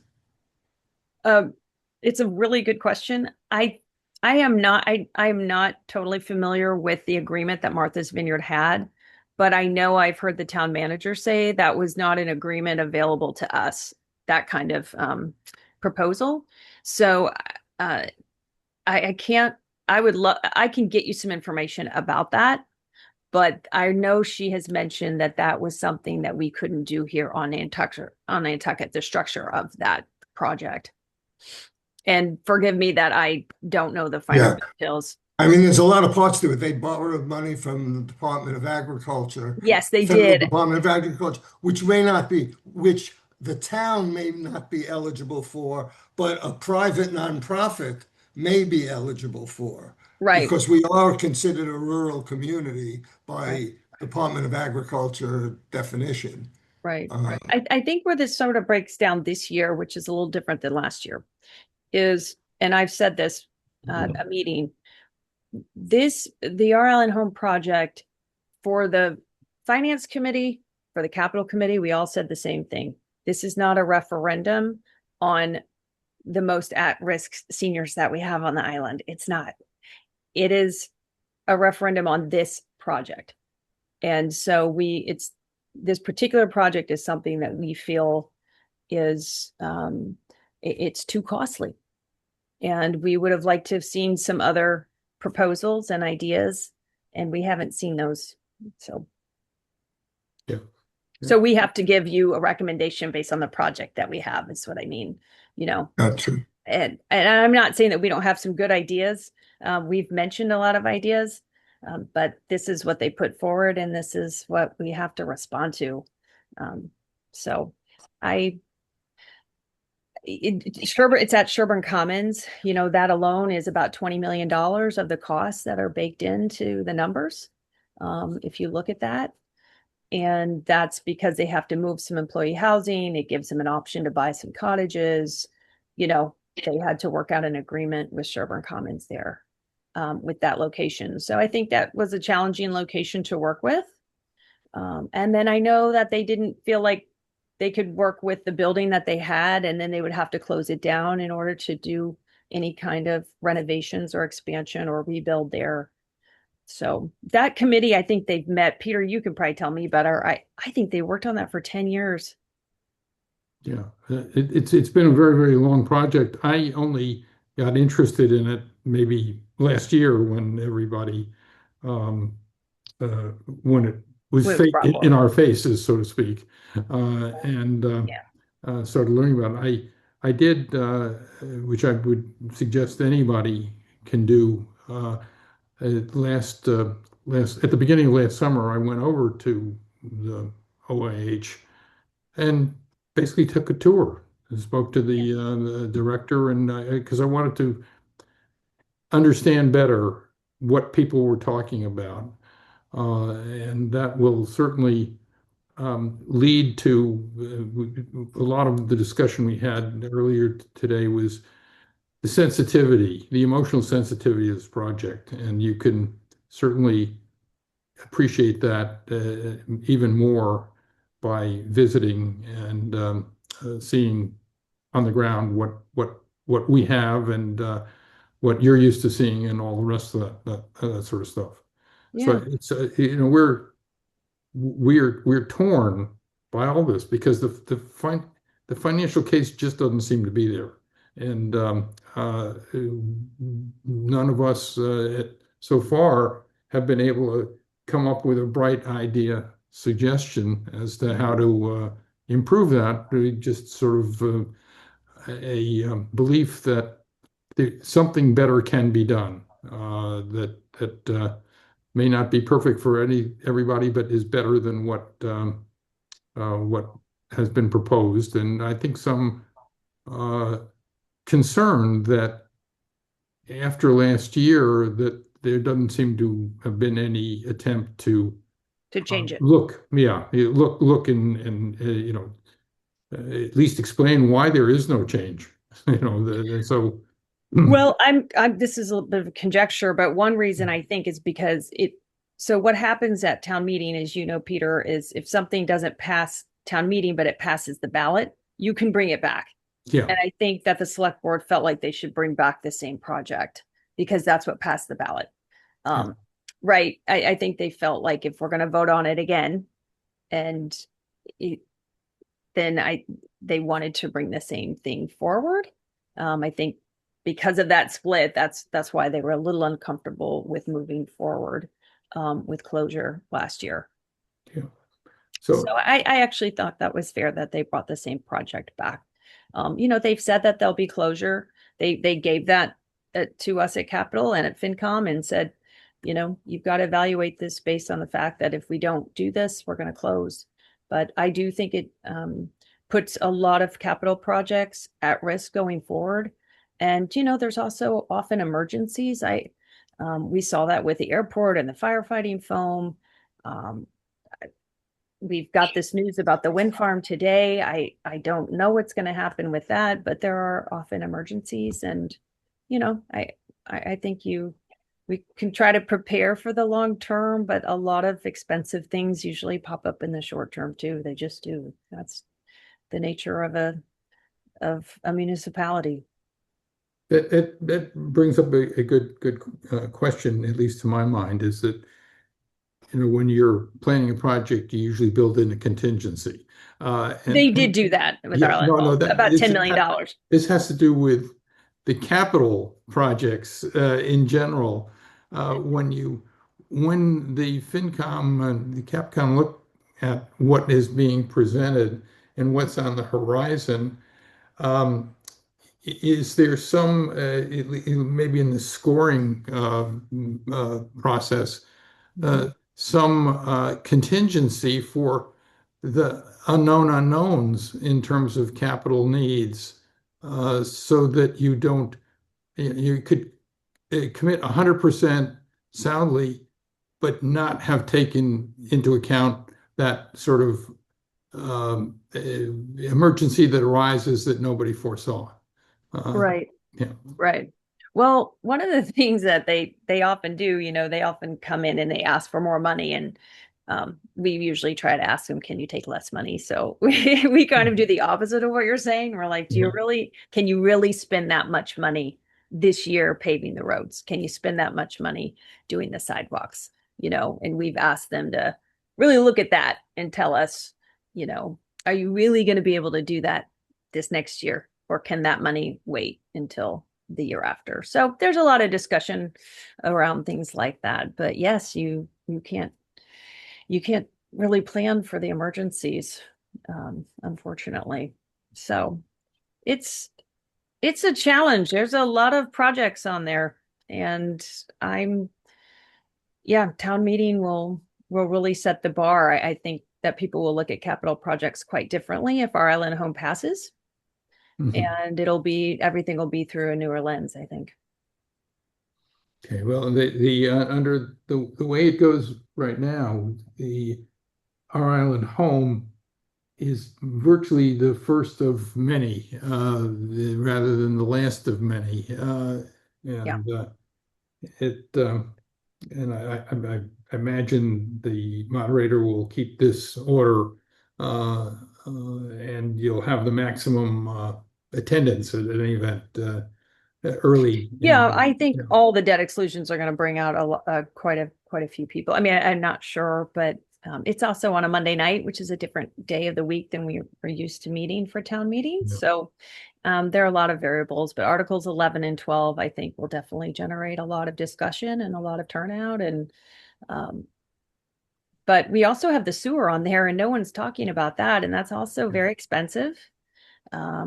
And we did not put that forward from capital. That issue, though, I will tell you, because I personally am in favor of that project, that we were told during the capital season that they were not going to put that forward. And then they had a rediscussion in about the late January, and they did put it back on. So by the time we got to that, we had already finished our report, and it just felt uncomfortable to me to go back and change that. So I left that one. But some of the information from there was about saving money by having 0% borrowing if they can get that. And so they needed to put that forward now because that borrowing is only available until October or something like that, is what I recall. And so we'll see. But that was a considerable amount of savings, should they be able to access that. Yeah, and that's isn't that the Somerset sewer needs area? Yeah, and that's like $34 million or something like that. It's more than, I think it ends up being more like $45 million. 45, yeah. And I think in going through the warrant, that whole proposal was sort of rewritten to, I think, include some of the things that you're mentioning, perhaps. Yeah. So it came a little bit later in the process, and that's why. But the finance committee gave it a positive motion. So Are there any other questions? Well, I think you've exhausted everybody. Oh, I'm sorry. But I see Pamela on there. Hi, Pamela. She came to FinCom this Bill. year, and it was really Mhm. nice to have her, and we appreciated all that she said. And I hope she can work things out with her neighbors there. I do. she's I worth do. listening to, and Oh my very gosh, she articulate. had so much good detail. I was like, wow, I was impressed. Yeah, the noise bylaw coming to FinCom isn't always my favorite discussion because it generates lots of discussion and nobody likes noise. Yeah, yeah, But I know it's important. So it was great that Pamela was part of that civic participation. I mean, I'm really passionate about civic participation, probably more than absolutely anything. I love it. I'm so thrilled with those kids this year. I'm just really chuffed. I feel good about the future of the island. If those kids come back and live here and get involved, my word, this island's going to be in good shape. Yep. It is. Well, we're all in better shape because they have folks like you doing these important jobs and doing them, diligently and in good spirit. Oh, thank you, Peter. Thank We you. appreciate your being I'm here happy to today. answer any questions. You all can reach me anytime. I'm happy to get you the information so you can read it. I mean, that's really what I want for people is to say, hey, this information is available and you can see that and you can read it. And, you should share your concerns or with the select board and with the planning board and with all the committees, really. I think we don't get enough public feedback, and I really like to see that. That's really important to me. I want to hear from people. So we all have to, continue to be open-minded either way, regardless of these outcomes. Good, good. Well, thank you so much. Oh, Donna, did you have something too? I just wanted to say hi. It's great again, Jill, and thank you for your service and for speaking with us today. Oh, Appreciate sure. it. Anytime. Donna, again, you're the star here that you participated last year in the study committee, which I thought was really good work. And Curtis Barnes brought that back actually this year. And he didn't include the Yeah. actual charter. And so there was a little administrative hiccup there. But he is going to bring that back next year. And I hope there's some really good discussion about it. I do. I hope so. I think you have to keep talking Jill, about it and keep thinking about the future of the island and how we evolve. Yeah. With regard to FinCom and so forth, and our experience on the committee we were serving together, just consider maybe one of our members sort of sitting in unofficially on Oh, yeah, well, on FinCom. Just a thought. I don't want to, but think about it and let us know if there's some Well, you can interest. always come to the meetings. I mean, we listen to people come and they do advocate for the things that they want. We saw that this year with natural resources. Yeah. The Atlanta Water Council came and they wanted to talk about fertilizer education and things like that. So, we read everything and we listen.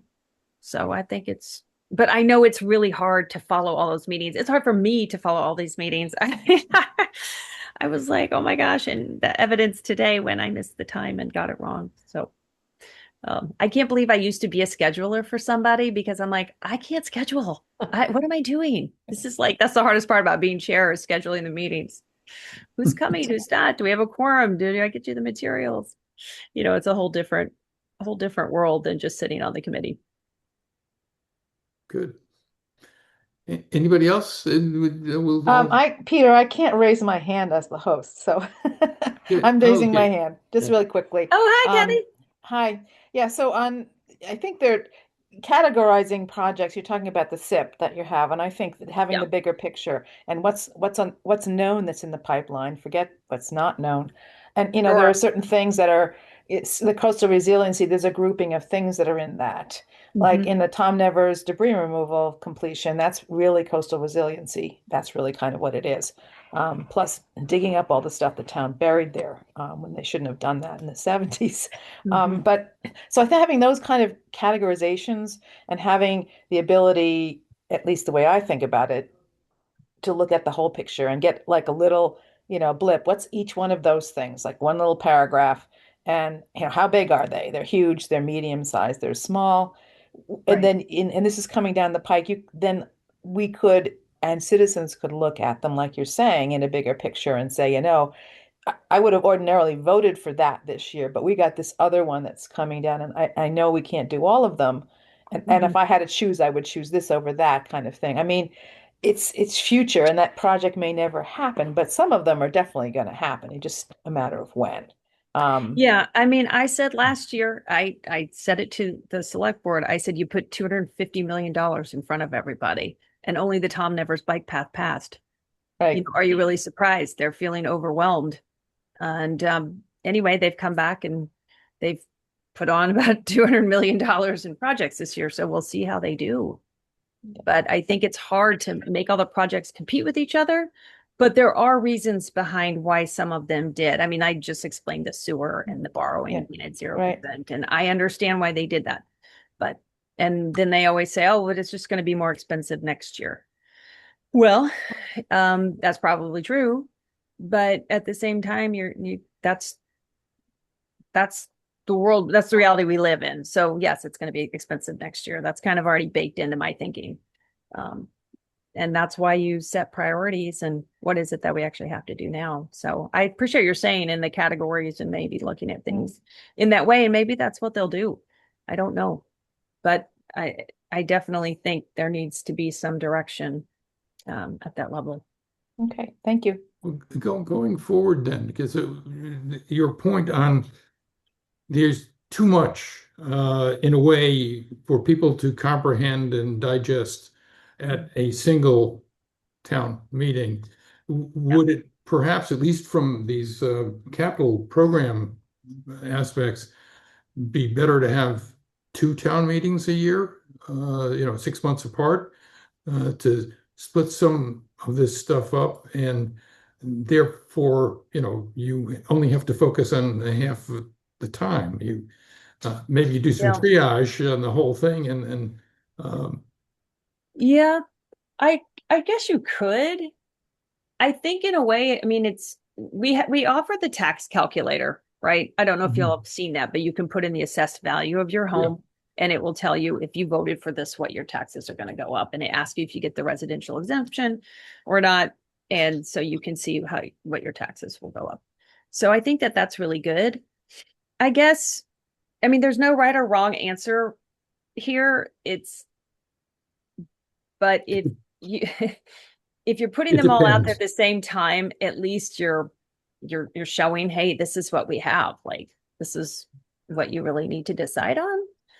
But then at the same, and sometimes people put things on, I think they're kind of floating ideas, right? It's maybe not fully formed idea, but they want to see kind of what the feedback is from the public. And I understand that too, just to kind of gauge the temperature. Like, is this something we should keep pursuing? But I think people, they don't love special town meetings. So I think they might get really annoyed if we asked them to do a special town meeting just for one capital project or two.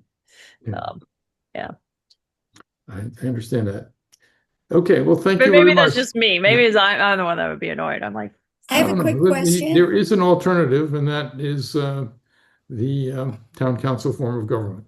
And so far, there's been no biting on it. No. Good. Yes, that we'll see what Mr. Barnes brings back next year. I have a quick question. Jill, are you going to be presenting at town meeting and explaining your position? On the FinCom motions, yes, I'll have statements from the FinCom for, I can't do all of our motions, but for all the ones that I think that people will have questions about, I will. I've actually already written some of those statements and have been working on that. So giving the finance committee's perspective on that, I will. Wonderful. Yeah. Thank you. Thank you again for coming. Yes, this is fun. I love it. I know. Good. And it's nice that I'm starting to recognize a lot of you too. So let's make sure to do it again. Maybe we can do it in person in the summer. It's a small island. I'm seeing you at the Stop and Shop. Good. Thank you so much. Thanks a lot for coming. Jill. Appreciate Thank it. you. Bye-bye. Bye-bye. Bye-bye. So,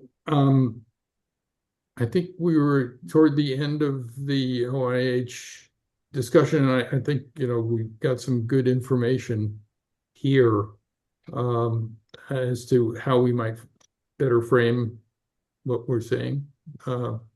Pam? Oh, yeah, I just have a comment.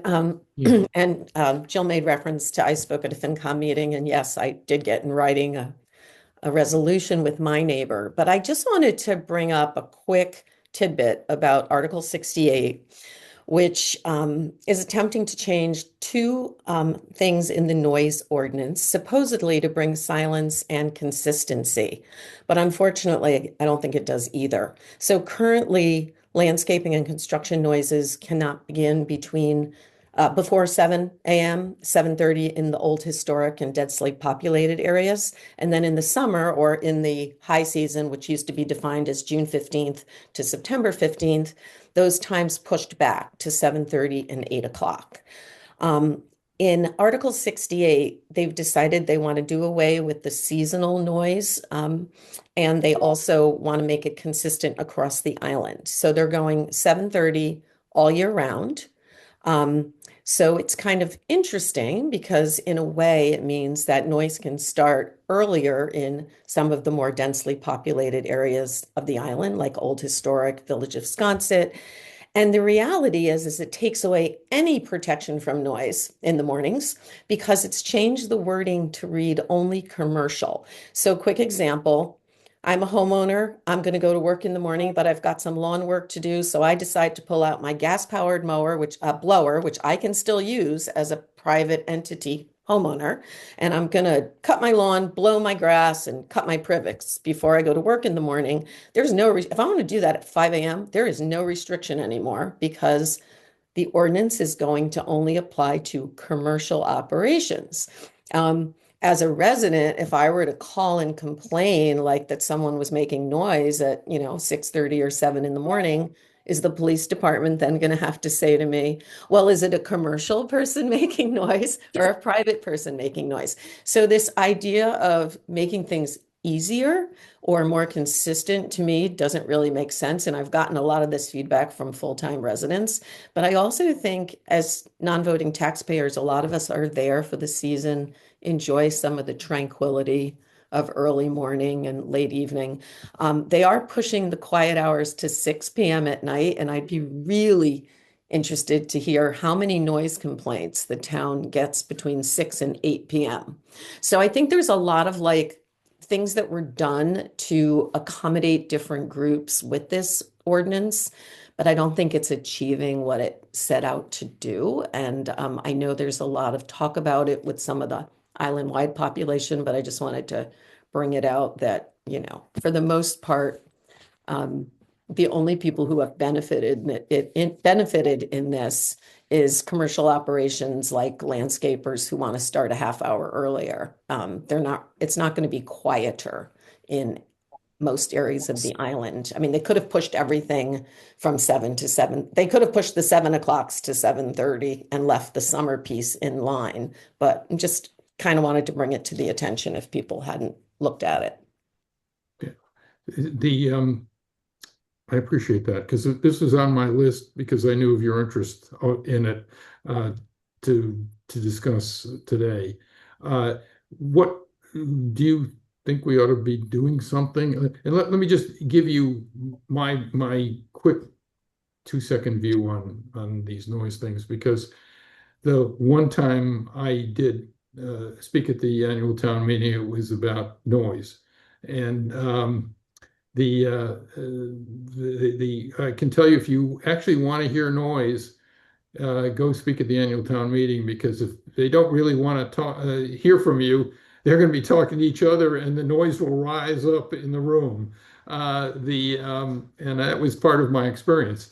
And what I had been on a ad hoc noise committee to come up with the improvements and of course, the noise committee was captured as this particular noise effort was captured by the people who make the noise with valid political arguments as to why they had to make the noise. and it ended up being worse than what it was being replaced. And I think that's basically what you're saying, is by making it island-wide for certain areas of the island, it's worse than what was happening before. And so we took the position that they shouldn't pass this thing that had, everybody, that it had been worked on by an ad hoc committee, including non-residents, and I think yours is similar. It was worked up probably by a Sconset group, and then totally rewritten by the select board. Yes, As so you recall. the modifications did Yeah. change the initial intent. So I think the point that people are bringing to my attention now is that it's not achieving what it's set out to do. It's not necessarily making it quieter. So is there a simple one or two sentence way of saying we approve? Because in general, my I would like to, anything that is positive with respect to noise, you'd want to support it, even though it's not perfect. Right. This one sounds like it's less than even though not perfect. And so it sounds to me like one might be able to say that this is a matter of concern for non-residents because it extends the hours in which noise can be generated beyond, to more hours a day than current or something like that. Yeah. Would that be fair?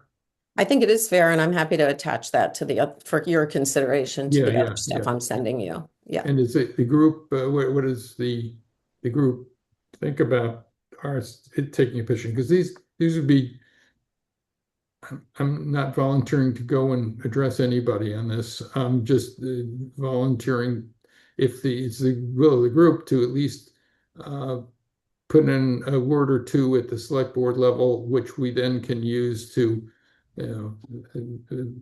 afterwards to say something that might get some coverage about a few key issues. Mhm. I would support that, but would we want to submit a fix to it, or is that too complicated?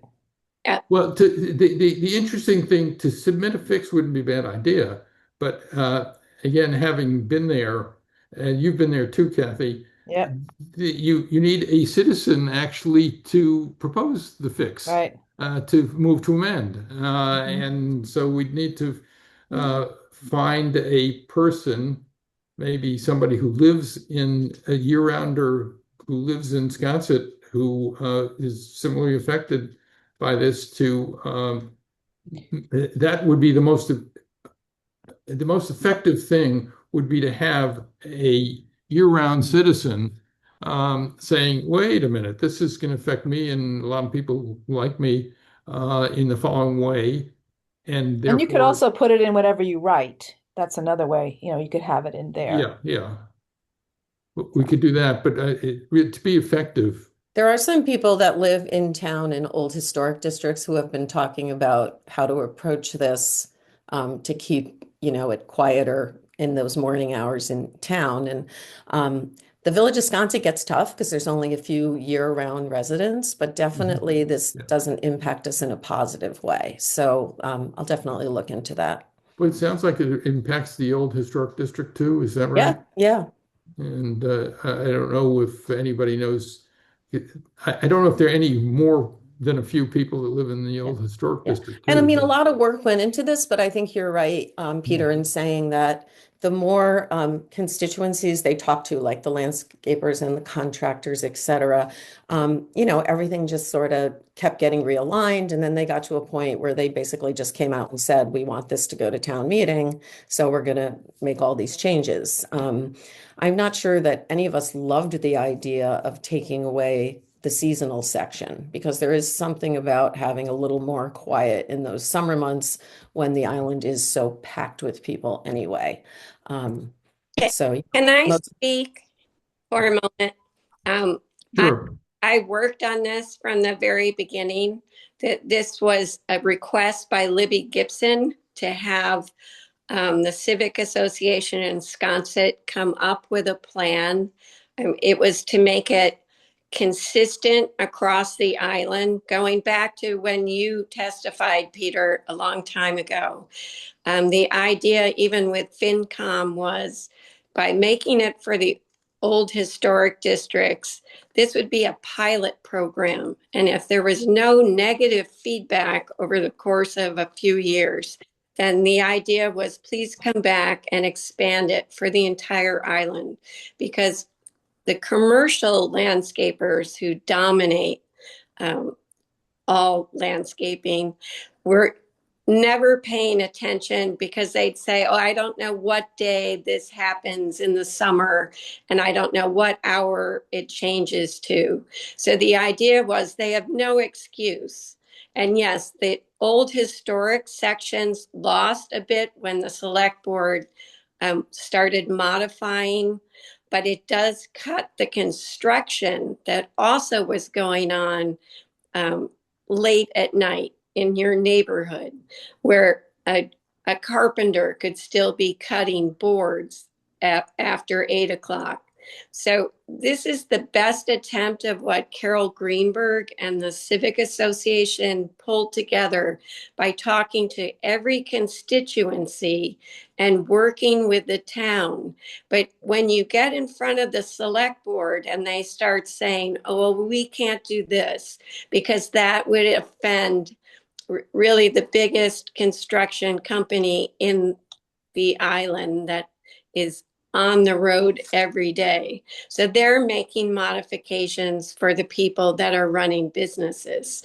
And as we all know, when you propose any warrant article, and it has more strength when it comes from the town, it will come under amendment. It will come under discussion. It, even when it's passed, will be amended the following year. But you have to understand it's not one and done. It has the opportunity to have those things brought up at town meeting that hurt essentially the original intent of keeping it pro homeowner and less pro commercial. So I just would be very careful in how you term this. So where does that leave us? As in other words, what would you be opposed? And I guess the question is opposed to what? Or do you have a different suggestion? Because as I understand what you said, Lynn, is this is like a first step in um, a multi-step thing to curb landscapers because they don't have watches or something like that It's and the don't know the seasons. It's the seasonality, so it stays the same. And yes, it's a first step, as all of these things, because the next step is pushing more electric machinery. So you can't get everything you want, right? You're not Yeah. going to the candy store and coming home with a full bag. You're getting a treat. So I am opposed to changing this. I think the bigger issue for us is the facility for medical facility. And I wish the town would just give that land to a nonprofit to create something for the island, because we're one of the few, if only, towns in Massachusetts that owns a nursing facility. So I think the power of your committee is better served on the biggest issue. And the issue of the landscaping is actually covers construction as well. And that is a huge issue, but not something that can't be solved over time with amendments. And that is really not something that we can start suggesting too many details. You will find this to be a hotly contested thing, perhaps, but the landscapers were involved in coming up with something.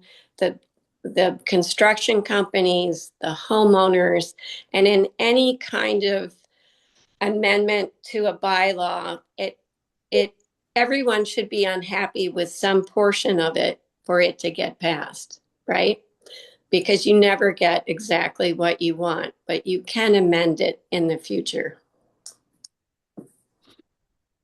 So, So Lynn, what, I think in some ways that we would be, the only thing we could maybe say is we realize it can be amended in the future. But I think it's a little ironic that the Wisconsin Civic Association sends out these newsletters about silence is golden, and then they would back the time to earlier. I think that if they had kept it and adjusted elsewhere to make the island match, it would have made more sense. But to actually make it noisier seems offensive to the population. When Carol presented the final idea, it was handed to the select board, and she had no power to stand firm. That just doesn't happen. Just like the bluff walk, when we went in front of the select board, and I represented the Sconset Trust, and Carol represented the Civic Association to curtail hours on the bluff and create a guide system so that people adhere to sensitivity of a conservation era. That was all changed by the select board in front of you. So you have no power over what their final determination is, no matter what your good intentions are. And you can't tell someone to hold firm. It is really out of your hands at that point. You have to be a voter.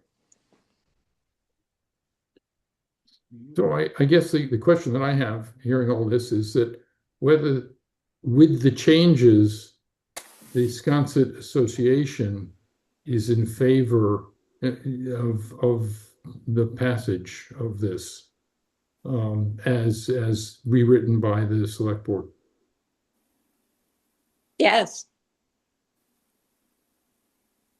So then what do we want to do? Do we have a motion and a second and what have you? This being a democratic a group subject to the laws of Massachusetts.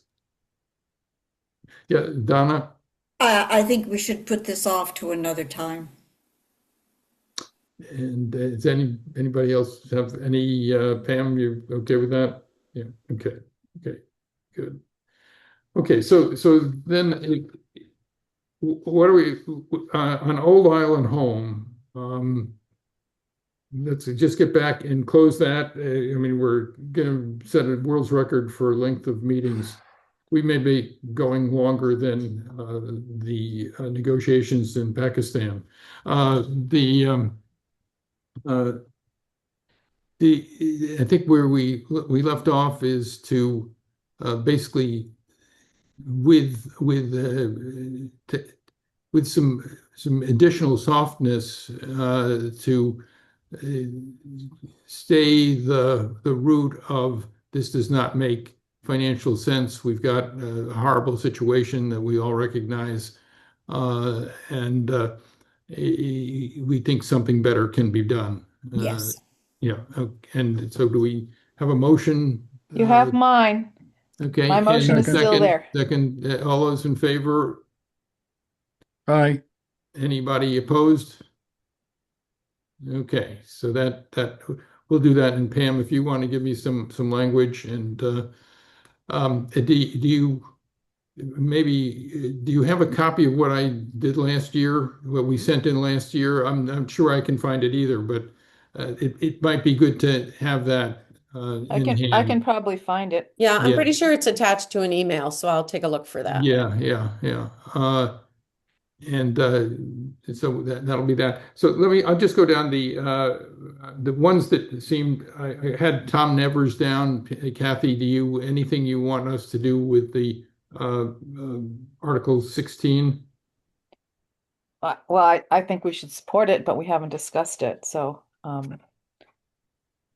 think it's part of it's part two of what was already done. Just to give a brief update from the Tom Nevers Civic Association, because we're working with the town or getting updates, is they have removed all of the exposed debris on the beach. They cannot remove what's in the water because that's a special different permit. So they only were able to get things out that they could reach with their with their equipment from the beach. They also have cut back things, pulled things, some things out of the dunes, but they're leaving a lot of it in there because if they pull it out, that just the whole thing collapses, and then there is even more erosion. So it really needs to be fixed. They buried all of that debris from Tom Nevers from the VF from the base in the 70s instead of getting it hauled off the island. And now it's coming back to bite them. So there's really nasty stuff. There's asbestos and there's all sorts of stuff down there. So they really need to get it out and then make it a coastal resiliency kind of structure where it can recede and not harm anything. So that's the next part of it. And I think, they're having the Mariah Mitchell's having the circus there this summer. So I think it's now refurbing it to be part of a park that the town owns that people on the whole island can access and use is important. It's not used at much now because it's just a mess and no one would go down there. It's dangerous. So I think that the town needs to do that, and the Tom Nevers Civic Association supports that, which is interesting considering it would probably bring more people into the neighborhood if it was a nice park again. But the Tom Nevers Civic Association supports it, so that's all. So the answer is, do we need to say anything? This sounds like it has wide public support, and if I recall the FinCom sort of comments, is that they expected a lot of the money to be reimbursed anyway by what, the federal government or somebody? Yeah, some of it. Yeah, some of it. So it's Yeah. just one of those things, like Jill said, one thing passed at the last meeting. The cheapest thing that was on the plate got passed, and all the other ones got rejected. So I don't know if it's got a lot of public support or not because it's money. I really don't know. Sounds like it's non-controversial, and it Right. always worry of us making something controversial by saying something. Yeah, it's not controversial. It's just money. It's just pick and choose which do you want to Yeah. spend your money on. So Okay. The Public Works facility, I think we supported building the Public Works facility. It was voted down because it was too expensive. And now this one is just to appropriate some money to redesign a less expensive facility. And I don't think we need to say anything either way about that, but I just want to bring that up.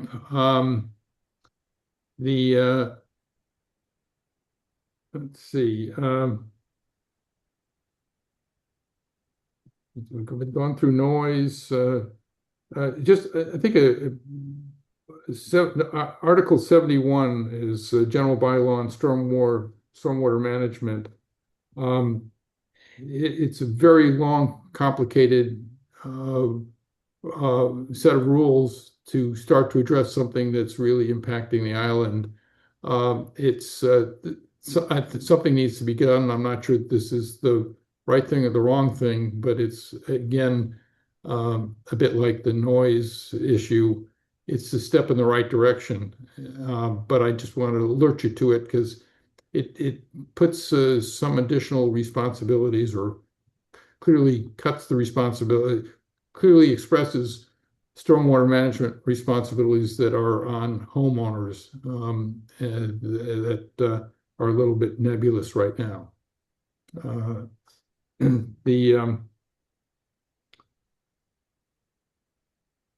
I don't think we have anything to add on this home rule. The planning board stuff that's been resolved. This has to do with reconstituting the planning board and its membership. The town council form of government. I had understood that was going to be withdrawn, and then there's going to be some effort to do it again next year. Donna, Yes. you have any? Yes, Yeah, so I don't think we need to say anything no, he's going about to pull that. it, and Curtis is going to vote not to take no action. So right. Yeah, so I think that the ones that I've skipped over that I've circled are let's see, the affordable housing property tax exemption.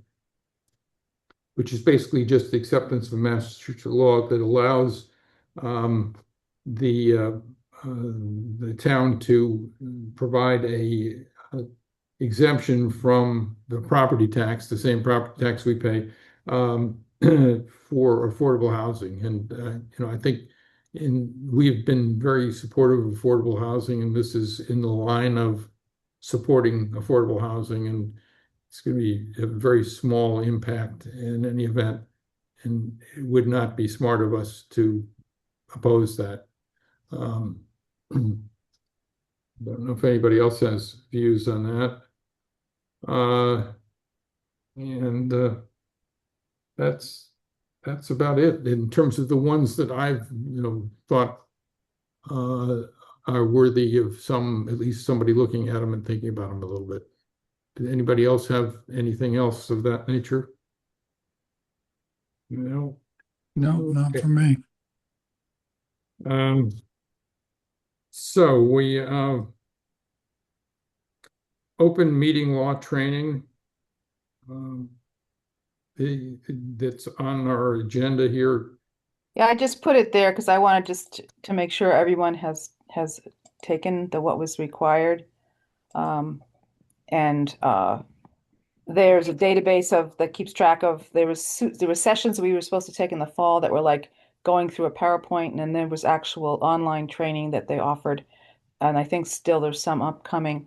And I'm guessing that if we don't want to be in violation, obviously, and anybody who is wanting to run, if your term is ending in June, and you want to run again, they're going to absolutely make sure that you've taken all of the training. So I don't think there's any getting around it. I just wanted to remind people that they need to do it. I think we learned some things, like we might not need to be part of the open meeting law. So that was just that there. And then the other part was, if there are there are 5 of us who are coming up for our terms ending and need to either say we want to or say we don't want to, and then send that information into the town with the application to be reappointed, and go through all of that. Who are the 5 people? I'm just looking that up right now, actually. Right here it is. Expiring in 2026, Peter Kahn, Lynn, Patty, Scott, and Michael. Yeah, I've spoken with Peter, and I know that he is interested in being reappointed. So I'll remind him that he needs to do something. And we also have 2 alternates, which I never knew, but they put that out on the website. So we can have alternates that are people, if all 15 of us continue on for appointment, you can apply for alternates. Yeah. So that's new this year. And for anybody who thinks they've had enough, if you have a suggestion as to who might be interested, I think it would be helpful as well. Yeah. Jean? Yes, hi. I am Jean Geddes and actually was born and raised on Nantucket. I am now a non-voting taxpayer, and I would be very interested in becoming part of this committee if there is an opportunity. Yeah. So there apparently are 2 opportunities. If there's a vacancy, obviously, and then there's this we have alternates that we didn't know before, and so the thing to do would be to put in an application. Okay. To Libby, I guess. Yeah, if you send me your email, if you email me, and my email is on the Facebook page, the town's, website has me listed as the secretary. If you email me with a request, I can give you the link to the town's paperwork that you have to fill in. It's a little different for a regular committee because they have to go to the select board. We are appointed by Libby, so that's a different form. Okay. Kathy, what is your last name? Baird, Baird. Thank you. Yeah, my email is Kathy950 @gmail. So you can Thank just, you. and I'll send it to you. Okay. And So, anybody else who's on? yeah. So before we leave this topic, I did want to say a bit about the special employee status. This comes out of the conflict of interest training and responsibilities segment that I had to take this year. And apparently, under state law, if you are a volunteer and work less than X number of hours, which we are all volunteers and work less than X hours, you are as a special employee under state law in state agencies and whatever. And so there are slightly different conflict of interest requirements that apply to you that might be helpful to some of us. That does not extend to municipal employees. We are municipal employees of the town of Nantucket.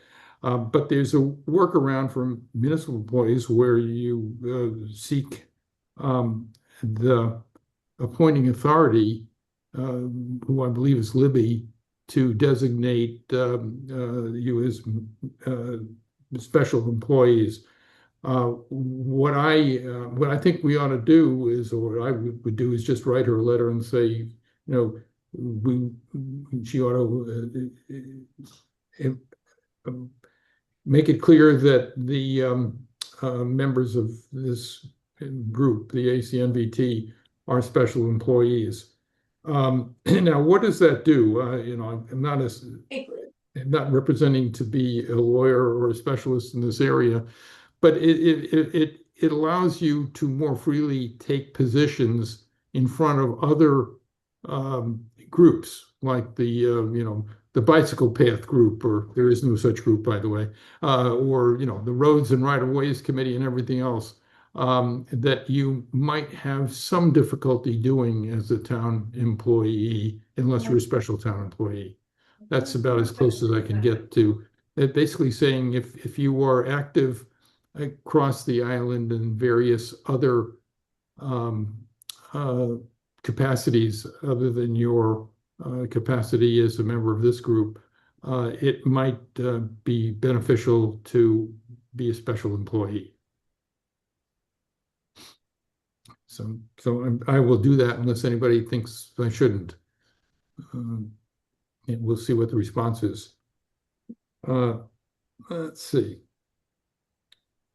We need to come up with our dates for our meetings, I think. Yeah. So the next we should do, I guess the question is, when will we reconvene in person also?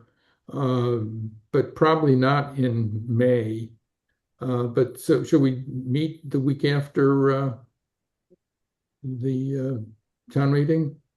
And just sort of go over what happened there, and I guess the question will be whether there is a speaker that we would like to have.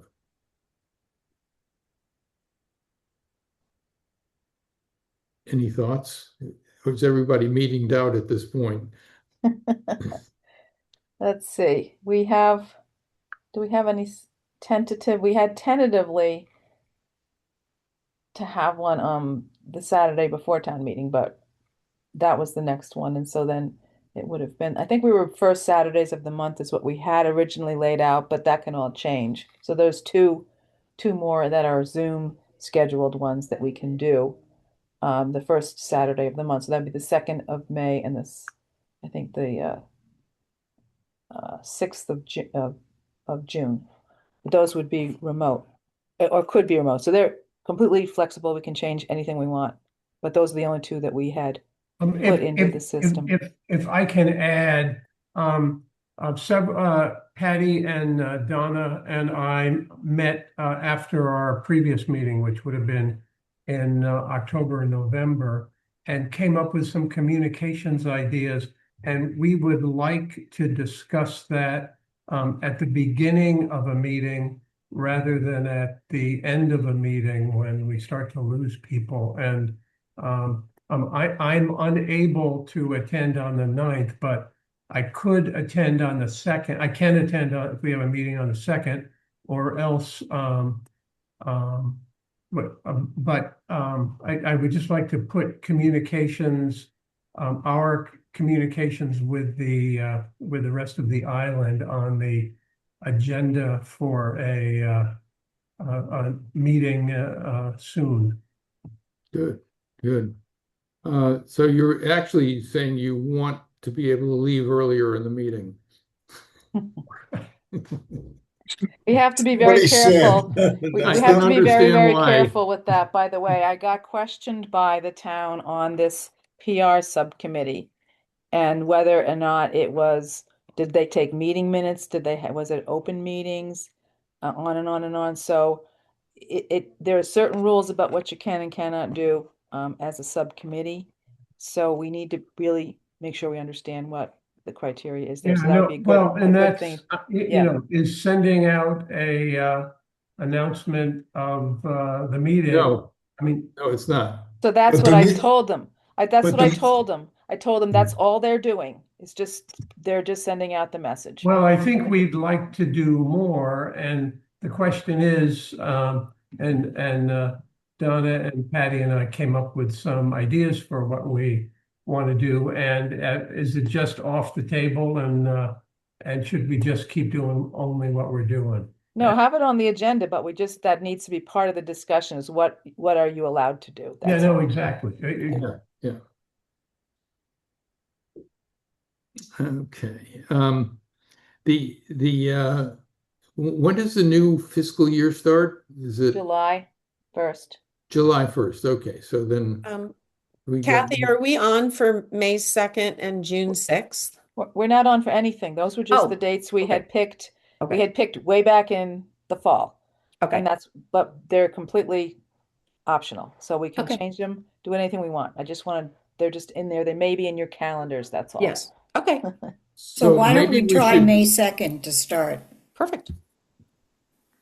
So should we wait May 2nd or should we skip and go to June 6th? I think we should do May 2nd. Excuse me? Do May 2nd? I vote May 2nd. Yeah, I mean, I'd like to discuss, if we don't have a speaker, I mean, I'd like to discuss what we should do about communications. I mean, if we should do anything more than we're doing, and June 2nd works for. May 2nd. May I'm 2nd. sorry, I'm sorry, May 2nd works. Yeah, May 2nd works for me. Good. I Why can't don't we do May 2nd. 2nd and maybe we should invite the town's PR person to be a speaker? Because then it'd be like a focus on communications. Well, we had talked about just throwing ideas out, talking to Bruce Pursley, who seemed very fine with coming and talking with the committee. I mean, he's kind of, in my mind anyway, the guru of communications on the island. And he feels strongly about what our committee can or cannot do or would be benefited by doing.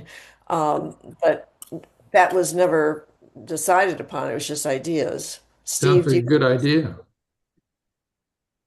There was, Jill also mentioned the assessor, Rob Rainey or whatever his name is. That he might be an interesting person to.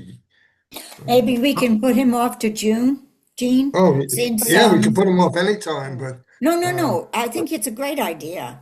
But since Steve is available May 2nd, if it's okay with Yeah, and I would also say that I would promise to be finished by 11, and he could come and speak at starting at 11.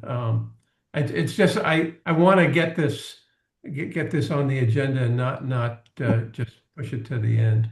And just as an aside, if anybody wants to do a hybrid on the 2nd, I will be on the island and we could use the trailer. If anybody else is going to be there, we could do that. I'm there. Okay, so 5-2 and a main issue will be communications.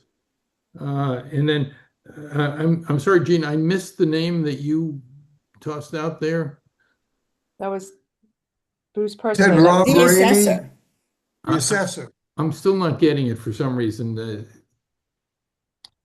Well, I thought she said Rob Rainey, Yeah, but she did. Oh, Rob Rainey.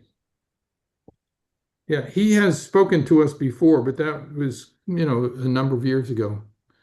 I think that And was on the Steamship Authority, maybe not this as his role as a tax assessor, but I'm not I sure. think we've had, if it wasn't him, it was his predecessor then as the This- tax assessor. But all right, so we'll, was his Okay. father was a realtor, wasn't he? Flint Rainey. Flint Rainey, right? Yeah. okay, I'll see if I can get him. And that's good. Okay. Is there a second choice for speaker on the second? The second was going to be, I thought somebody said Bruce Pursley for the communications. Did you want a second speaker on the second? I don't think we're prepared to have Bruce come to talk until after Steve has had a chance to Got it. ideas out. Got it. Okay, that's good. Okay, so then I guess we've been chasing down the Public Works guy for over a year now. But he's very active in a lot of different things, including, I think he's an assistant football coach or something, which has kept him away from us. But I'll sort of get him into the mix somehow. Well, Oh yeah, the fall wasn't good for him, so maybe it would be good for him this Yeah, summer. yeah, okay. So, the assessor might have some public interest, and maybe having that in the summer when there's more people on island, you might get more interest in our meeting by having him, the assessor. the assessor, yeah. I think that's a good point.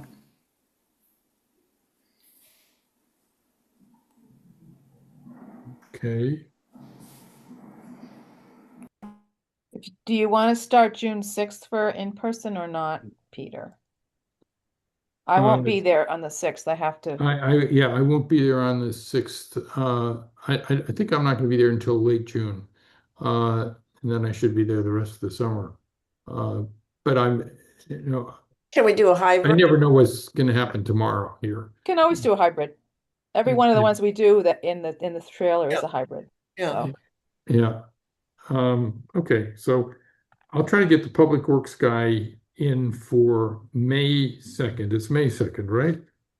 yep. And But can you put communications first on the agenda? Yes, yes. Have him come at 11.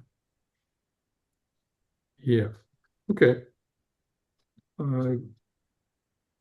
Good. Well, it was I think we've kind of done everything that we need to do today. Anybody else have anything for the good of the good of the system here? We adjourn. I just have a quick request. Before we publish what we want to say about our island home, could we just circulate it before it goes out? It's an open meeting law issue. And I think the answer is probably not. We probably have to have a meeting to do that. Is there something that you've heard that you think maybe didn't get through to the drafters that you want to make sure is in there? Well, the thought that we are a large tax base somehow without, however you want to phrase it, but I mean, I've been drafting as we've been talking, and I think after hearing Jill speak, we're probably in the same position that they are. right. Yeah. And I was going to send something to you, Peter. I wasn't sure if you were going to circulate or not, but Yeah, we, No, we can't. I think we have but if a anybody has public any, meeting problem yeah, if we right. all get together. So we would need another meeting to, as a group, go further than where we've gone today. Or chime Uh, in and tell me any snippets you want me to include because I've Yeah, been yeah. typing things as we. I would say on this, we are a large part Preparing of this, tax because I base. have It's kind of, I've debated in my own mind whether that's a plus factor or a negative factor in making these communications. Yeah, And I'm concerned that what we want to do when we communicate is to be on the side of as many people as yes. we can be on the side of, rather than say, we're somehow more important than you, because we're Right. not. We're And not trying to say that, Peter, though. No, yeah. no. I think we want Not to at be on all. the side of what we believe, Yeah. Yeah. whether that is favored by most people or not. I mean, let's not make this too political. I mean, if we Well, People are Right. well aware. They're well The- aware that we are the biggest tax base. We Yes. don't need to rub Yeah. their faces in it, I Yeah. think. We're not rubbing faces in it. But just bringing it up is saying you're telling somebody something they already know. But Well, it's the elephant in I the guess room. so what? I mean, we are the largest taxpayer base. We are. We have to be considered somehow. And all I'm saying is that when Pam puts it together, and Pam's already said, yes, we could do it in a way that we're not being, as somebody said, a villain, but we are saying we're concerned, and our concern deserves merit. I think our concern deserves merit because our concern is correct. Yes, We, it's we, we, it's a, we but have other yeah, people it's a who real are, concern. yeah, The financial burden, yeah, Yeah. that it's a financial burden that the town really can't take on. And I think we're expressing probably the same concern that FinCom did, Yeah. as nicely as we can. Yeah, And I also think taking it a step further, saying something to the approach of, there's got to be another way to skin this cat, and, look at this from a different angle, and that, it's probably not a dead horse. It may be a dead horse in the format it is right now, but that doesn't mean that they can't go forward and look for other ways to finance something that would provide the necessary services for the island. right. Another Yeah, approach that is Yep. more fiscally Sound. sound. I have just a quick question. I had prepared a letter to the editor, which I to the Inky on this whole subject, which I decided not to send, but I wanted to transmit it to whoever, because it has some other information which might be useful. Who should I send it to? Should I send it to you? Pam and me. Can I send it just to two? Is that, do we Yeah. violate any laws Well, that it I could? depends on your purpose in sending it, and what you're I mean, let basically, them send me to you're jail. sending it to share your views, that, it might be helpful in our drafting here. But. So I can send it to two of you without having to send it to everybody? Have you taken the training yet? What? Have you taken the conflict, not the public? training. Yeah, of course. training? I mean, I took it, I passed it. Yeah. I don't He doesn't have a remember. conflict. He I don't remember doesn't any build of it, nursing but- homes. Yeah, it's not a conflict, it's a public meeting issue. And And what we're The, basically agreeing to, I believe, is if we approach this, that we're putting our trust in Peter Yes. and Pam to draft this for us, and after that, it's on them and they do it, and we can't deliberate it anymore. I think that's what we are agreeing to. Right? I just Although, didn't know whether I could send it on to you guys. although as a private citizen, Gene could send it to the Current and the Inky, both of which have letters to the editor. Absolutely. yeah, He's But not I decided representing I the didn't committee. want to do that. No. After preparing it, I decided not to do that. Oh, okay.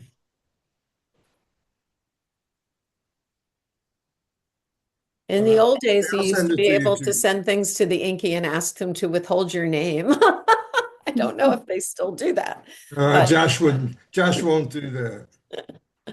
Well, I mean, in fact, there's a reporter from the Current on our call, and I know that they run, I mean, if there are points that you feel should be made as a I mean, you're a member of this committee, but as a private citizen, I think what we've been talking about the last 2.5 hours is that there are important points that should be made, and we don't even have any guarantee that I'm sure it likely will, but a letter from the advisory committee will probably be published in those two places, but we don't even have any guarantee they will be. So in other words, all this work that Peter and Pam are doing may end up being for naught. So thinking about that publication point, one of the reasons I did want to get this out fairly soon Oh, is that John would like to speak. John Carl would like to speak. yeah. Hi. Yeah, just responding to that really quick. John Carl McGrady with the Current. If you send us a letter and there's a name on it, someone signs the letter, we'll run it. Yeah. So that was actually, I'm glad you're on, John, because I know in the past, either you or the Inky or both have basically taken the position that I guess the week before town meeting, you're not going to publish anything. And this was, I guess, during the very, vituperative debates about STRs. But is there any sort of blackout proposed this year just before town meeting? Not that I'm aware of. Okay. That's Thanks. just the Yankee, Peter, I'm pretty sure. Yeah. Okay. Okay. So we will get something together and be judicious. So And we voted to say yes to entrusting you with that, I believe. Is that what we did? we trust Peter. Yes. Okay. It's right. But I'm easily swayed by Pam. Yeah. We're sticking you with this. Let's put it that way. Forwarded my letter to you two guys. You two. Okay. So I think there is a motion. I heard someplace in there I did. yeah, exactly. Motion to dismiss or to Adjourn. In the adjourn. meeting. Thank you. Second. Anybody in favor? I'll second. Everybody, nobody's Yes. opposed. Yes. Well, Yeah. thanks a lot. Sorry Thank for you so all. long a meeting. Bye. We covered a lot of ground. Bye. Okay, let me stop the recording.